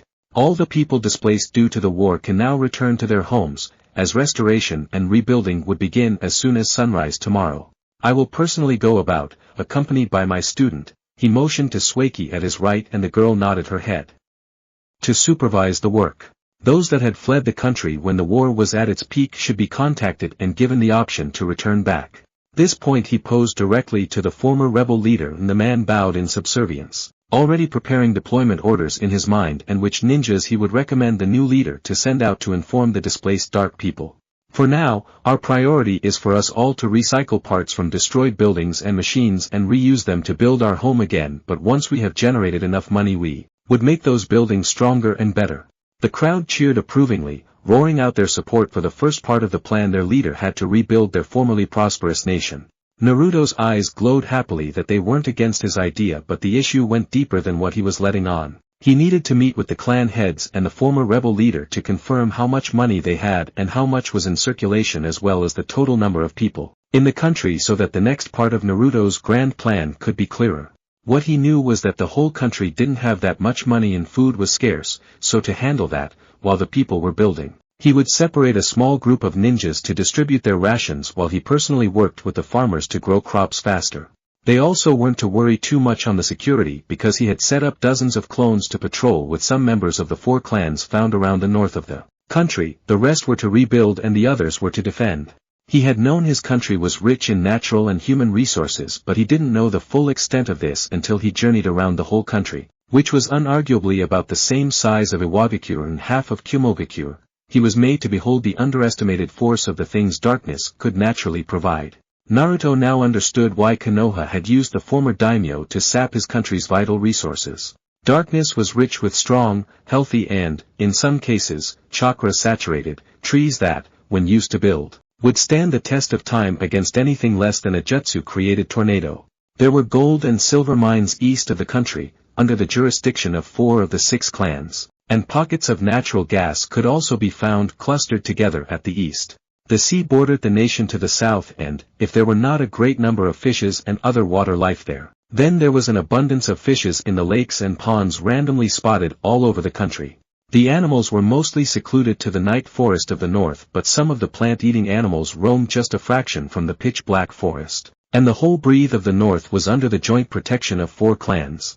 The last rare and incredibly important resource to note were the caves of obsidian steel that were found along the north side of the country, not too close to the night forest but within the Black Forest's general vicinity. The black, cursed metal was so rare and so hard to mine, for those not taught in the ways of mining them, that it had taken Konoha 5 years of relentless mining to get a few small chunks of the precious metal. Seeing as the only clan well equipped to mine the cursed metal had refused to share the information on how to mine obsidian with the royal clan and the Konoha ninjas, but they readily and willingly provided this knowledge to the new leader of darkness. With this knowledge, Naruto would admit that the ancient way of mining obsidian was effective but would need a bit of refinement. Obsidian steel was such a rare mineral that Dark Country was the only place in the entire world that was populated with the mines. The metal was, without a doubt, the strongest material in the world as well as the most dangerous to anyone that directly touched them who wasn't the wielder or from the Soul Clan that could mine obsidian. When they graduated from the academy, the genin of darkness were given a set of kunai and shuriken that whose blades were made out of the obsidian as a graduating reward and, if they paid for it, they could have any weapon of their choice crafted from the metal. It was from dropped kunai from dead shinobi that some of Konoha had been able to get their hands on obsidian. As of during the reconstruction process, Naruto had no place to call his leader tower, or even an office, not to even talk about a home of his own, as the temples and fortresses the royal clan had formerly used were demolished in the mad fray as they were being invaded and kicked out. So he made it a point that until everyone in his country had a warm, stable roof over their heads, they weren't to build a leader's tower for him. He would camp wherever he could, and then he graciously accepted invitations civilians and clan heads made for him to stay over in their place. This was when he couldn't bear to see his loyal students sleep on the ground anymore. The people saw the fact their precious leader didn't have a place to call his own an atrocity, and how he placed them before his own comfort further deepened their great view of him. They worked harder and worked faster, as fast as they could, to give every displaced family a house and to build a massive orphanage for children that had lost their parents. Everyone was to have some form of home that they could live in comfortably, like an elderly home for those too old to look after themselves. A large plot of land was set aside smack dab in the middle of the country, and construction of the leader's tower began in earnest. With her mask hanging off her neck, Sueki stretched her arms over her head and yawned widely, rubbing at the corners of her eyes and smacking her lips.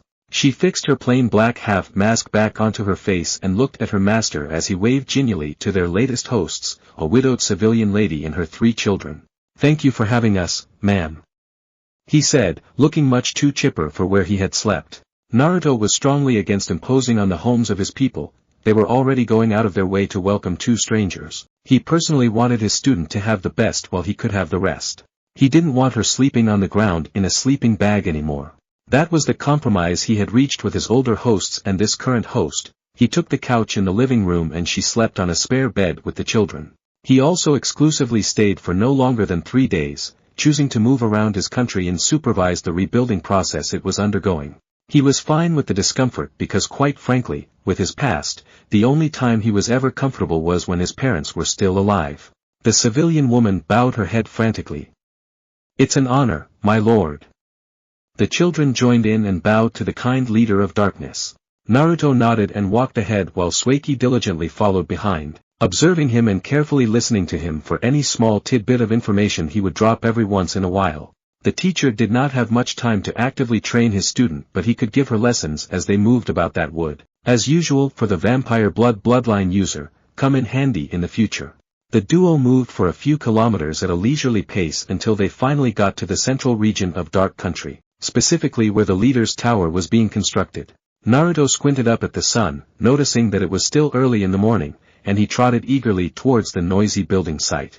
His presence attracted the eyes of every single worker, and they clattered to a stop to gawk at the legendary team as he clapped his hand, rubbed them together and looked around for the contractor.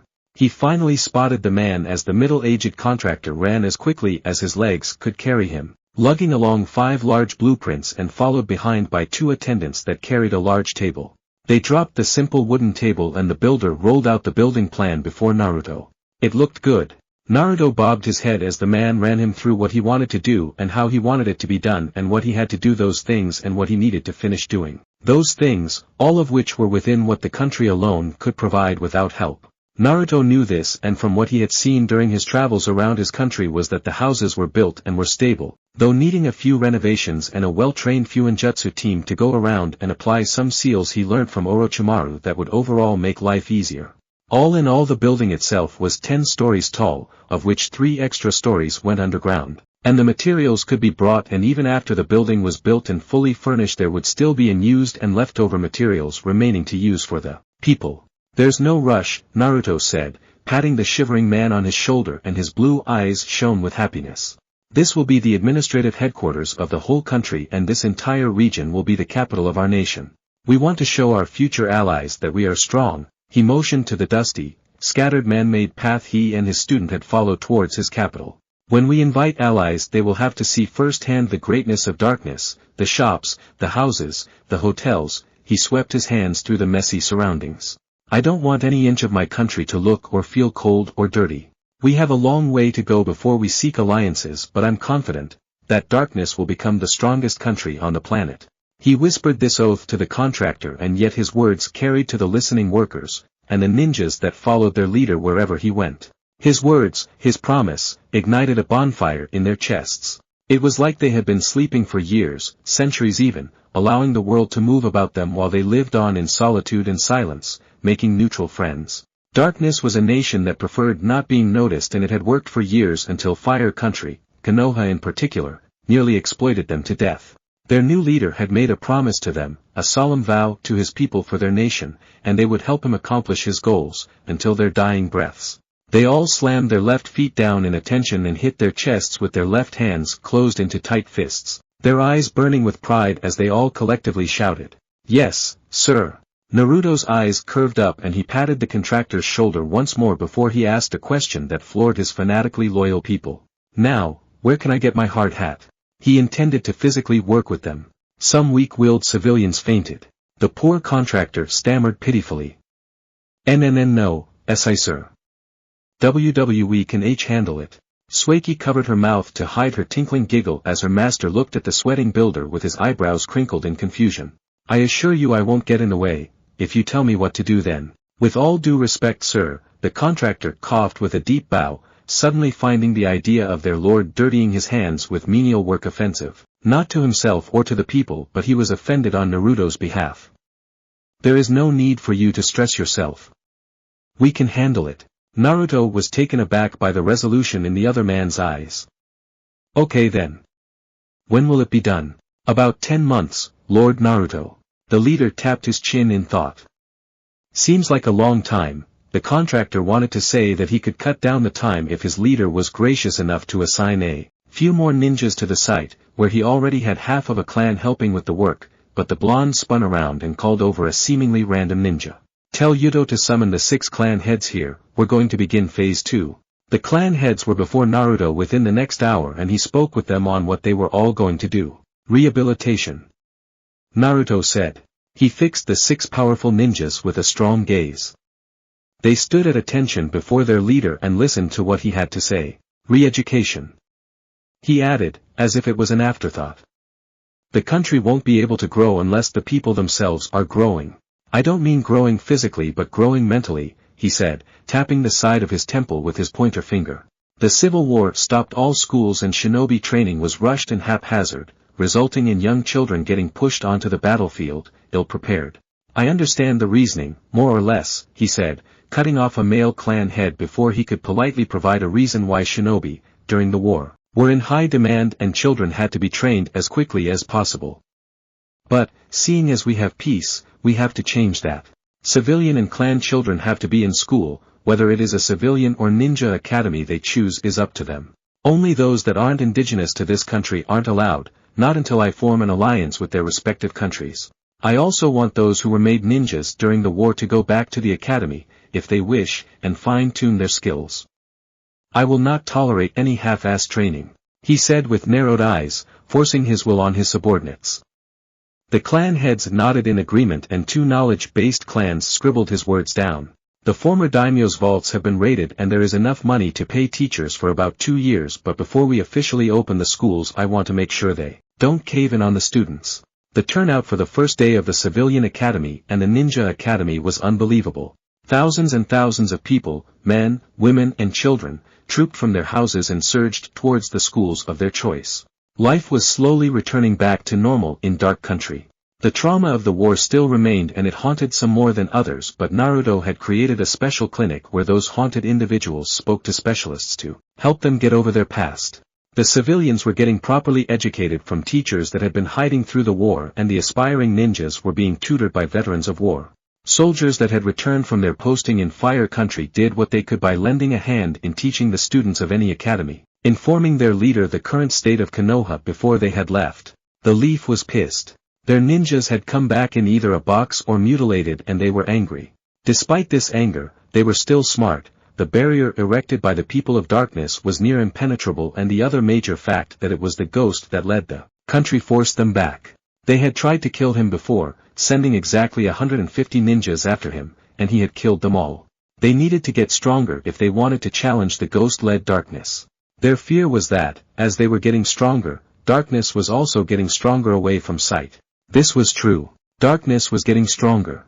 The utter devotion the people put into accomplishing their leader's goals, the single-minded drive to impress him, was what fueled them. The people in the academies gave everything they had and then some into their studies, and it clearly showed.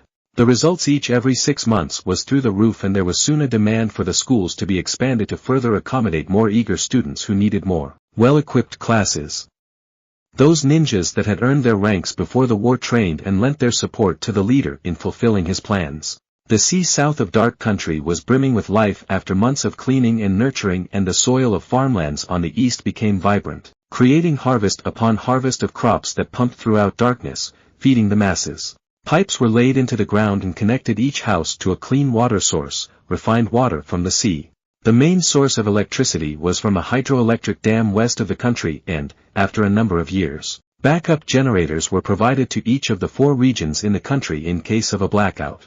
This water-powered electricity only came about 4 years after Naruto had taken the helm of affairs, from rigorous studies of his engineers and many trials and errors. 6 years after the Civil War had ended and Dark Country had finally reached a brick wall in their developments. The country was clean and the people were happy, but Naruto, sitting behind his desk and reading a letter from the Uzukage concerning a possible alliance, realized it was time for the last step. The leader of darkness had been sending letters back and forth with the leader of the clan of Redheads, telling the man that darkness was not ready for an alliance yet, whilst trying to sound as respectful as possible. The Uzumakis in darkness had been imploring their Kage to establish a formal alliance with the thriving nation so that they could mutually enjoy better benefits. The Uzumakis could open shops, apply for longer permission to live in the wonderfully hospitable nation, and enter their schools so that they could possibly serve under the darkness banner as ninjas of Uzushio. Darkness would get the full support of a much-respected country, access to resources kept from other countries, and shared missions, which darkness dearly needed to help keep their economy moving, alongside a trade agreement. The Redheads had gone as far as personally imploring him to agree to an alliance, meeting him in his office nearly every day. Darkness's economy was booming, that much was obvious. Fresh currency moved around the country, mainly from the foreigners bringing Ryu to buy the goods and services Dark Country offered.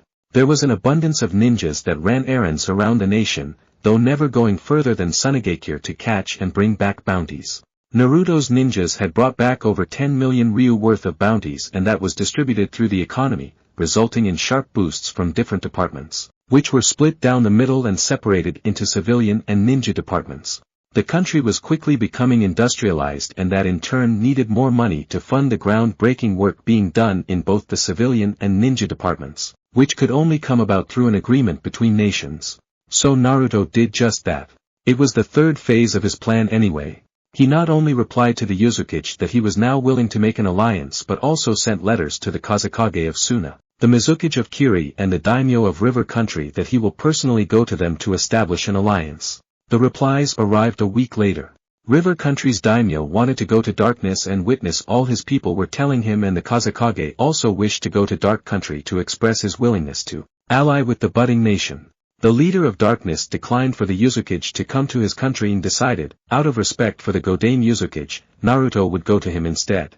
It was the right thing to do, in Naruto's opinion, seeing as the dark leader had been deflecting the Uzukage for years. Uzushiogakure no Sato was many miles south of darkness. The island country was protected by killer whirlpools that were strong enough to rip a whale to shreds, and the tides could crush bone into dust. These riptides and whirlpools couldn't be seen from the shore, but they lay hundreds of miles away and in the immediate surroundings of Whirlpool Island country. Naruto, with a flock of dark country people behind him, waited on the shores of his country for the ship that would pick him up and take him to Uzushio. It wasn't even funny anymore how much the people looked up to him and how much they wanted to be around him as much as possible, physically or not. This could be seen from the shops, hotels and other businesses built around his tower, according to the country's building plan. The rippling murmurs briefly stuttered as Naruto turned around to casually converse with a few of his ninjas to pass the time. He noticed the look in all of their eyes. The very same look the 6 clan heads had when he brought up his decision to draw alliances with the 4 places, 2 countries and 2 hidden villages. They were nervous. The group of ninjas the blonde was talking to posed the question on their minds and Naruto shared a look with his faithful student. The problem with our former alliances was that they were neutral, non-aggression to keep the peace between our nations. Konoha, or even Fire Country, was never part of our alliance, not even once. The thing with Konoha, and our other former alliances, was that it wasn't a symbiotic relationship. There was no mutually beneficial relationship, or better yet, association. There was no mutual agreement for cooperation. The ninjas close to him nodded in agreement to their leader and those closest to the group turned towards them and listened as well. That shouldn't stop us from making friends with those that never once harmed us. Take Kiri for example, he said, entering his teacher mode and crossing his leanly muscled arms with his chin perched between his right thumb and pointer finger. They're more like us. They have many bloodline users and many clans and they have a known history of being defensive to their allies. Those from Kiri among us can attest for their village. The people of darkness conceded that point. They weren't biased to the foreigners from the 4 places they wanted to ally to and those people showed their willingness to create a bridge with the rising power that was darkness. Naruto was the leader of darkness and his position basically made him a dictator, of sorts. He was the supreme ruler and his word was law. The council he created had no real power aside from that of being clan heads and head of department for the civilian division. Naruto was at liberty to accept or deny their advice and whatever his choice they would stand behind him. Naruto did not have to provide any reason to his people for making alliances but he still did so that there wouldn't be unrest among them. The people of darkness followed him, not only because his decisions had rebuilt their country and shot their development through the roof since the past 7 years but also because they wanted to follow him. Naruto hadn't been wrong in any decision and none of his plans were bad anyway, alliances didn't sound so bad. The conversation between Naruto and his ninjas then returned to normal.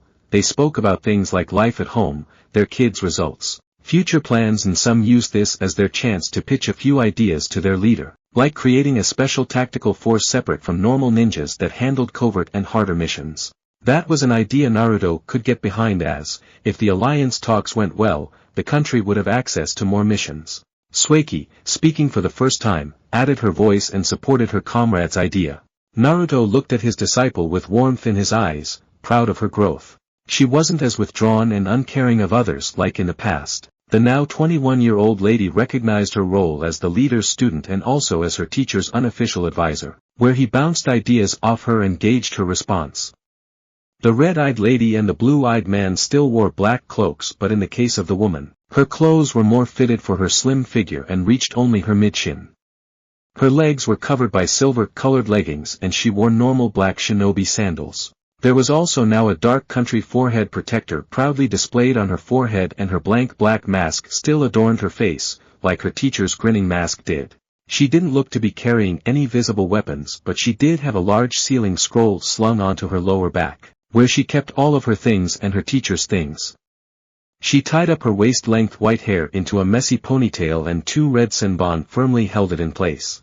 Once Naruto familiarly ruffled her hair and turned back to speaking with his ninjas, her reflective eyes unabashedly took her teacher in. For Naruto, the leader wore a ceremonial garb for one of his high office. His pitch-black cloak had misty white designs on his feet and the ends of his sleeves and there was the kanji for darkness drawn on his back. He also had a wide, flat hat on his head that was as black as his cloak besides for the white, triangular tip that also had the kanji for darkness. He looked the very same image of power his people had of him and much, much more. He used power and the authority of not only his office but also his status as a double S-ranked shinobi. Naruto was their beacon of hope. He was their source of strength. He was the object of their undying loyalty. Just being around him invigorated them and cemented their resolve to serve him. If not for Suiki's teacher, darkness would buy a dying nation. Now that Naruto was the leader, they could only imagine the things he had planned for his country. The ship finally arrived and Naruto boarded with his student and 5 appointed guards. Meanwhile in Konoha, Hiruzen Sarutobi, Sandaime Hokage of Konohagakure no Sato, received a report from his black ops that the leader of darkness was leaving for Whirlpool and he promptly sent for the Kurama clan head. He needed to find a way into darkness. He wasn't disappointed by the clan head's answer, he was angry. The Kurama clan head was a cool-headed woman in her late 50s, the age grade of most of the clan heads in Dark Country. She had the illusion-based clan's bright orange-colored hair and perfectly tanned skin. The kunoichi cracked a teasing smirk, her seductively painted red lips quirking up and a perfectly carved eyebrow rose up as she observed the Hokage's reaction to her. Answer. We will not betray Lord Naruto and we certainly won't betray darkness. She continued, languidly crossing her right leg over her knee and her slim-fitting battle kimono swished with her. The Kage closed his fist to hold down his rage. I specifically remember your clan swearing loyalty to the leaf. No Umara Kurama purred, her dark brown eyes glittered at how unimpressed she was of Hiruzen. We were forced out of our home by your ninjas and the dead royal clan. She pointed out accurately. The royal clan signed off the rights to the great clan but this alone wouldn't have been enough to force Kurama out of darkness. Konoha had conspired with the then daimyo to kidnap the current holder of mania, thereby forcing Kurama to follow else the beast they had been charged to contain would break loose and destroy the world. That was the Kurama curse, their potent illusionary chakra kept the beast asleep, as the holder, a Kurama child, did not have the chakra to do it herself. And the Kurama could not bodily touch the girl or the beast would wake up from his slumber. Their clan did not specialize in seals, so they had been using an archaic seal to hold the beast within the child, a seal that could be dated back 100 or so years. Mania was a secret kept only within the clan and the royal clan and the leaf had been looking for ways to weaponize the extraordinarily powerful demon but Kurama had not allowed anyone near their ward and they had refused to become ninjas of Konoha. You have sworn to serve the will of fire. Omara pursed her lips in amusement and shook her head. No, we didn't. The dead royal clan signed us away and they don't have any binding power anymore.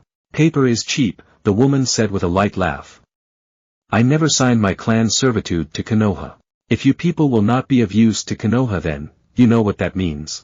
The Sandaime said with narrowed eyes, her placed his elbows onto his desk and laced his fingers together.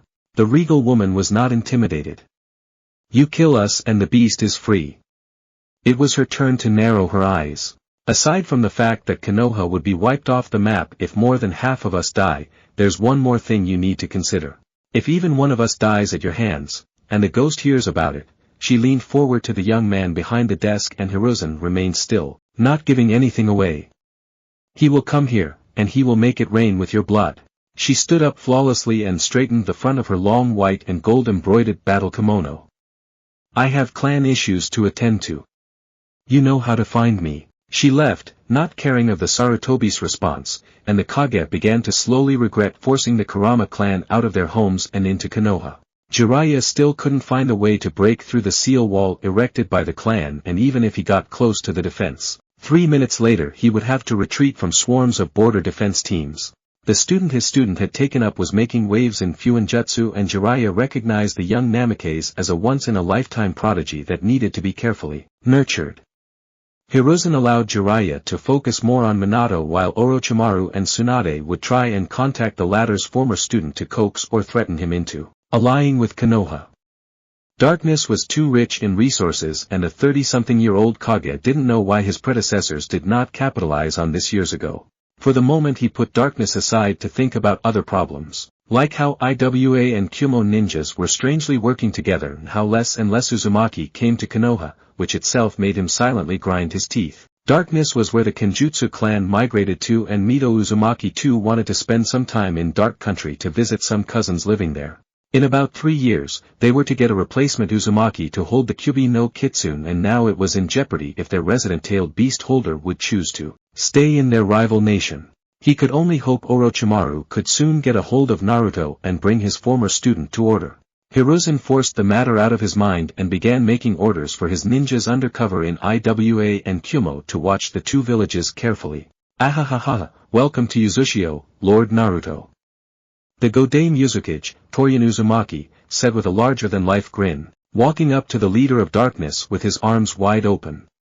Naruto's cerulean eyes sparked at the man's ease around him and he laughed along with the man. Closing in, both men hugged tightly, patting each other's backs as if they were long-lost brothers. It was a strange sight, seeing both men, who had so far never met each other face to face, hold themselves by their shoulders and speaking so freely. The Uzumaki Kage was in his late 60s but he looked to be in his late 40s, with wildly tousled red hair and dark purple eyes that glowed with a mysterious sort of happiness, one that couldn't be explained but was truly genuine, especially now that Naruto was there. The man, like Naruto, had deep shadows under his eyes but unlike Naruto, he had deep laughter lines on the edges of his mouth and he had a healthy tan. The old Kage had been exchanging letters with the 24-year-old leader and Naruto was still a bit taken aback at how open the man was around him. Suiki too was surprised when the man insisted she not bow to him, as since she was the student of the country leader then they might as well be family. Torian slung his arm over Naruto's shoulder and the masked blonde copied the action. The Uzumaki that had accompanied their Kage to welcome the small dark country delegation could not say they weren't surprised by how their Kage greeted the other man. Torian was normally a happy and smiling man that saw the best in most situations but even this came as a surprise. Naruto and Torian chatted as if they were blood brothers. The old Kage took his friend on a quick but somewhat thorough tour of Whirlpool, it was exhaustive and yet it was informative. The country hidden in the eddies was a flourishing nation of peaceful people known for their fiery tempers when crossed. The redheads were kind and they graciously bowed when Naruto and Torian passed by, eagerly calling out their greetings to the man that had ensured the Uzumaki in darkness felt welcome, despite the limited nature of their stay. And Torian never ceased to tell him how much he appreciated Naruto for both ending the civil war and creating a second home for his people. I have nephews and nieces back in your country, the man said, and Naruto's eyebrows lifted up into his hairline. Both leaders leisurely walked with their hands behind their backs and relatively alone as their respective guards and student made sure to keep the people a respectable distance away from the men so they could speak in private. Though Naruto had just recently gotten into crafting laws to open his schools for his allies, which would be added into the alliance talks, he was too busy leading his country to actually know the full background of those staying in his country.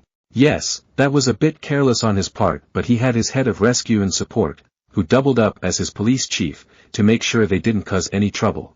He could have guessed Torian had direct relatives in darkness. The man noticed his mild shock and chortled deeply, scratching his hairless chin. Their kids want to become ninjas, you know. Is that right? Yes, they have many friends there and they want to enroll in your academy. The system in darkness did not give permission for foreign children to attend the ever-growing and developing ninja academy but limited them to the civilian academy. This was inspired from when Naruto was a child in AIM and couldn't become a ninja because of his immigrant status. Torian then closed his eyes and laughed at something his eldest daughter had told him during her visit back home. Your ninjas are very impressive too. The masked blonde ran a hand through his hair and returned his hand to his lower back. We're all trying our best to protect our home. That is true but you're not giving yourself enough credit. The redhead said with a small, real smile. I can personally attest to the strength of darkness back during the Civil War, as I helped some of your people escape the bloodshed and murder, but now, he whistled, impressed. I don't know what you did or how you did it but, your ninjas are very strong. Naruto slightly bowed his head. Thank you, Lord Torian. Naruto straightened up and said. Your clan has been around since the creation of this planet. I'm just glad you're not annoyed I kept on pushing away your alliance attempts. The wrath of a Fuinjutsu and Kenjutsu specialized clan is the last thing I want. Torian scoffed. PSSSH, I'm not mad. In fact, I understand why you didn't ally with Uzushio earlier on. Naruto raised an eyebrow and looked at the Kage curiously. You do. Of course I do.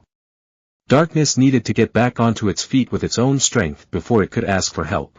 I would have been disappointed if you accepted when I first sent you that letter.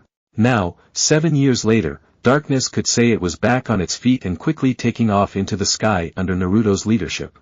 Whether or not our alliance talks are a success or not, I only hope for your two countries to still be on friendly terms. I assure you, Lord Torian, Whirlpool and Darkness will ally Naruto stated with a firm look to his fellow leader.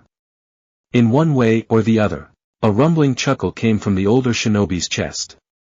You know, with your upbringing and all the fabled legends going around the continent about you, you're a lot more, what's the word, more professional. Ah yes, that's the word, you're a lot more professional than I anticipated. Torian acknowledged the mutual benefit of both countries allying, and so did Naruto. They weren't creating an alliance for their own personal advantage but for their people.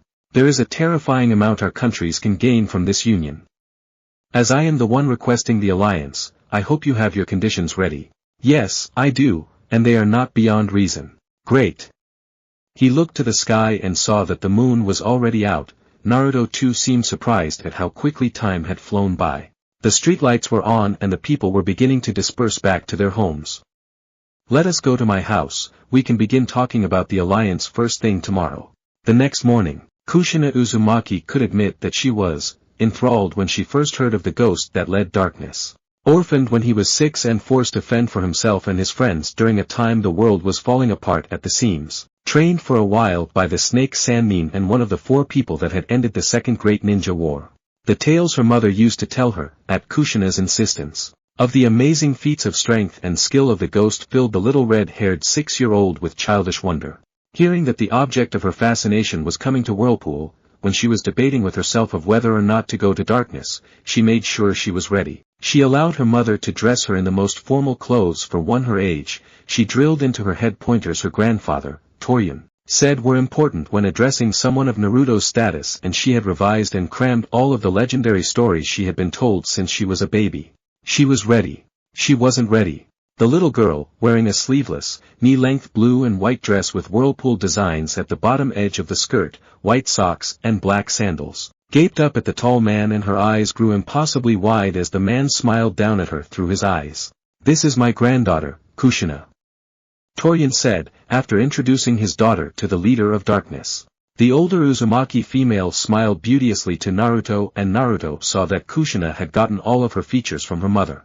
Torian nudged the girl forward a little and the girl dumbly gawked at her hero. She swallowed thickly and her knees knocked together as the masked shinobi playfully ruffled the girl's short, straight red hair. She's a huge fan of yours. Naruto laughed at that. Oh really? Red began creeping up the poor girl's face as 1,000,001 butterflies fluttered in her gut. She had been preparing for this day, reciting over and over again how she would greet her hero, and now, staring up at him with a dumb look on her face and her jaw hanging open, her tongue refused to obey her. Well, it's nice to meet you, Kushina. Naruto said, tousling her hair again and almost making poor Kushina faint. The red-faced, red-haired girl gulped and her clamoring heart rattled madly in her chest, roaring at her to save face and say something. Anything. Static noises resonated through her head.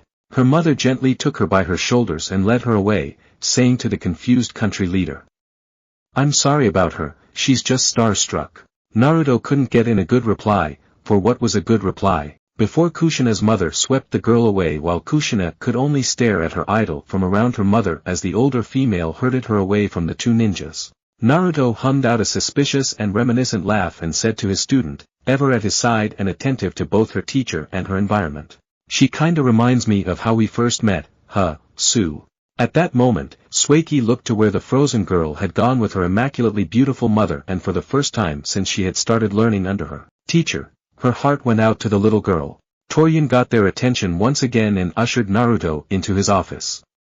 Sueki too was allowed into the office, as long as Torian could have one of his advisors with him. It took 2 days for both leaders to iron out what they wanted from the alliance. The alliance talks had gone well. Matter of fact, for one to say that it had gone well could be seen as a greatly underestimated statement and highly offensive to both people of darkness and Whirlpool. Borders of both nations were widely thrown open for each other, and only between Uzushio and darkness. So much so that the Uzumaki clan were given explicit permission by the leader of darkness on how to safely and harmlessly traverse the wall of dangerous, soul-destroying pitch blackness he wanted to erect around his whole country to prevent the invasion he no doubt knew Konoha was planning for Dark Country. And the Uzukage in turn, the first time in all of history, gave the people of darkness complete permission to access the island without the need for an Uzumaki to escort them. Meaning, no whirlpool or riptide could harm them, and the summoned creatures that guarded the island of redheads would in fact protect the people of darkness if they were to set foot in Uzushio waters. Naruto had people that lived in Whirlpool, and the same could obviously be said about Torian's people in Dark Country, and so they made a special agreement that not only would they allow their people into the close allies' schools but also they would supply ninjas and train civilian academics to teach in their schools. This could be seen as perfectly equal for both countries because Darkness was blessed with shinobi that specialized in assassination, espionage and infiltration, much like how Uzushio ninjas specialized in kenjutsu and fuinjutsu.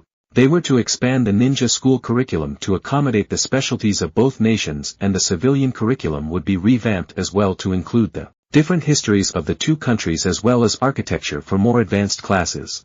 The only limit to this was that no clan-based jutsu was to be taught or shared at all.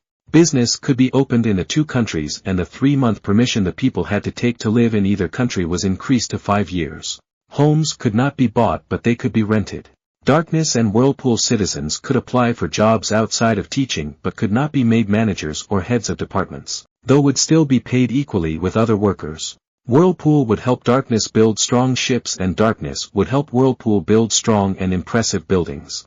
The most noticeable improvement, aside from education, was concerning the almost union of both of their ninja systems. Teams of 3 were increased to teams of 4, 2 Darkness and 2 Whirlpool, each varying in what they brought to the table. And only if the two countries went on the same mission, else it would go back to 3 members of a ninja squad. There were smaller details on nearly all aspects of life. This was closer than any alliance Uzushio had ever made in the past, including the greatly limited alliance it had with Konoha. And when the announcement had been made to both countries there was cacophonous celebration all round. It was almost like the two nations were fully uniting and the brotherly leaders had seen to it that it had not been an exploitive union. Purely symbiotic. 3 days later, Naruto was scheduled to leave for his country and wait for the delegation of River Country, Amegakure and Kirigakure to arrive, separately. The masked blonde was incredibly embarrassed when his new brother, Torian Uzumaki, presented him with a gift, especially since Naruto had completely forgotten to get anything for the redhead. He graciously and gratefully accepted the gift, swearing to return the favor once Torian came to visit Dark Country. The gift was presented in a white and black wooden box, tied up in a velvety soft, dark purple and red material with the country's Whirlpool stamped on the crossing intersection of red and purple. Naruto removed the ribbon, handing it and the wrapping material to his white-haired student, to show that it was a long dark brown wooden box with a silver lock. Naruto eased the box open and his eyebrows slowly lifted up at what lay inside. A ninjato. Shorter than a katana, longer than a tanto, it was the perfect weapon for a shinobi. It was also not rare to find, but this ninjato was different from anything Naruto had ever seen or used. The ninja sword had a pitch-black handle with a silver blade. The single sharp edge started oozing with blackness as Sueki held the box while his right hand gripped the blade. There were 2 whirlpools on the blade, at the tip and just under the guardless handle, and they too pulsed with Naruto's ominously black chakra. His crystal blue eyes marveled at the intricate yet simple blade, made out of what he could only guess was Uzushio steel, a metal that was just as rare as obsidian steel. He twirled the blade in his hands, the blackness following each movement like dark phantoms, buzzing with each stroke in the air. Naruto swallowed. Torian had been speaking as Naruto tested the blade. I had to ask my blacksmith to put this together at the last minute. I know it's not the best you've seen, Naruto, but I'm sure you can find some sort of use for it. He gently dropped the work of art back into the box. I can't afford this. Booming economy or not, the metal itself cost nearly half of his country and the workmanship cost the other half. Come on, Naruto. This is a gift. Torian said with a wide smile. Naruto remembered it was a gift, he really did, but this was a very expensive gift. Sueki stepped to his side, still holding up the open box with the ninjato inside. This is too much. I'd like to think this isn't enough. The people around Naruto and Torian murmured quietly, somewhat surprised that Naruto had swiped the expensive blade immediately without question. Naruto eyed the redheads with furrowed eyebrows and asked the leader. Not that I don't appreciate the gesture, Torian, but you didn't have to go this far. It's an old tradition for my people. The red-haired Kage began. For a shinobi to give his brother or a sister, whether they are in the ninja force, a weapon to show your intention that you want them to protect themselves and all they love.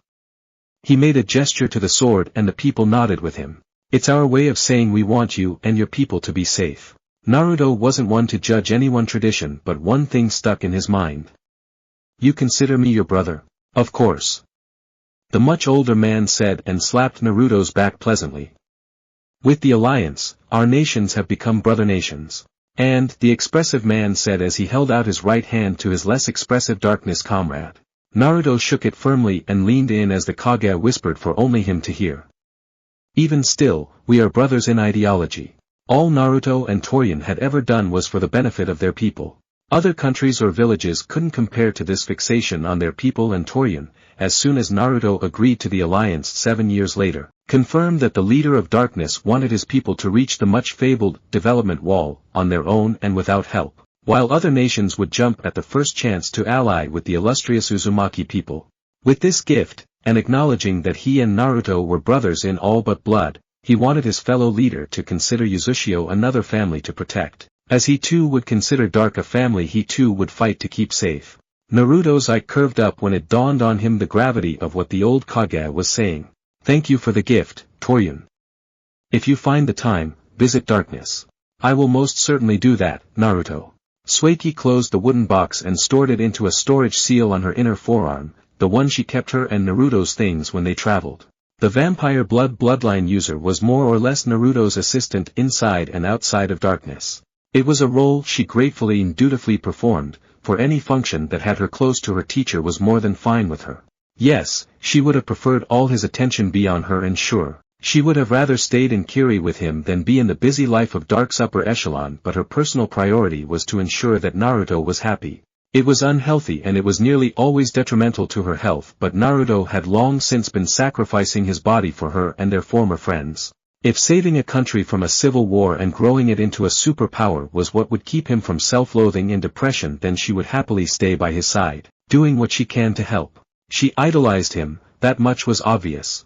What she wasn't aware of was that without her, Naruto would have still been lost. Her happiness was always in Naruto's mind. The people cheered as Naruto pulled Torian into a brotherly hug, clapping his hands on the older man's back. I'm not sure how I can top your gift, but I'll try my best. A round of laughter went at Naruto's words. I look forward to it. 10 minutes later and Naruto was on board a ship heading back to Hidden Darkness. The leader of the Dark sat down at the front deck of the ship with his legs crossed, his stormy blue eyes looking over at the whirlpools parting way for their ship to tear through the water. His hands were on his knees and his 5 guards stationed themselves around the ship. Next order of business was getting an alliance deal with Suna, River and Kiri, all on different days so that Suna and Kiri, 2 villages on bad terms, wouldn't meet. Next week, he said to himself. He mentally prepared himself for the upcoming stress. Suiki gingerly sat down at his side and stared out at the sea with him. He glanced at her from the corner of his eyes and he saw the sparkle in her crimson-red orbs. The stoic young woman slowly leaned to the side, tilting her head onto the tall man's right shoulder, and then Naruto chuckled. Yo, She mumbled in response. Sleepy. He felt her nod and grumble. He could understand that, she had been working alongside him these 3 days. There was very little rest. He gently patted her head with his left hand and placed it back on his knee. Get some sleep. I'll wake you up when we get back home. Okay. Suiki closed her eyes and exhaled slowly, feeling herself fall back into her master's warmth. Though she was still on his shoulder, it felt like she was in his arms. Naruto, his back straight, quietly kept on watching the sea, allowing his student to sleep. Meanwhile, patiently taking their seat in one of Dark's many sentry posts, Orochimaru and Tsunade waited. The 4 Dark Chunin posted to that border sentry eyed them cautiously. What message do you want us to send, Lord Leader? One of the Chunin watched to see if they would bring out a letter so he could scan it for traps, but Orochimaru answered, instead of what they all expected. Tell him, an old teacher of his wants to talk to him. It might take a while. The group leader said and crossed his arms. Orochimaru sat back and crossed his leg, as Tsunade brought out a small book and began reading. The medic briefly looked up and said. We can wait. That's it for this part. Thank you for watching and see you in the next video.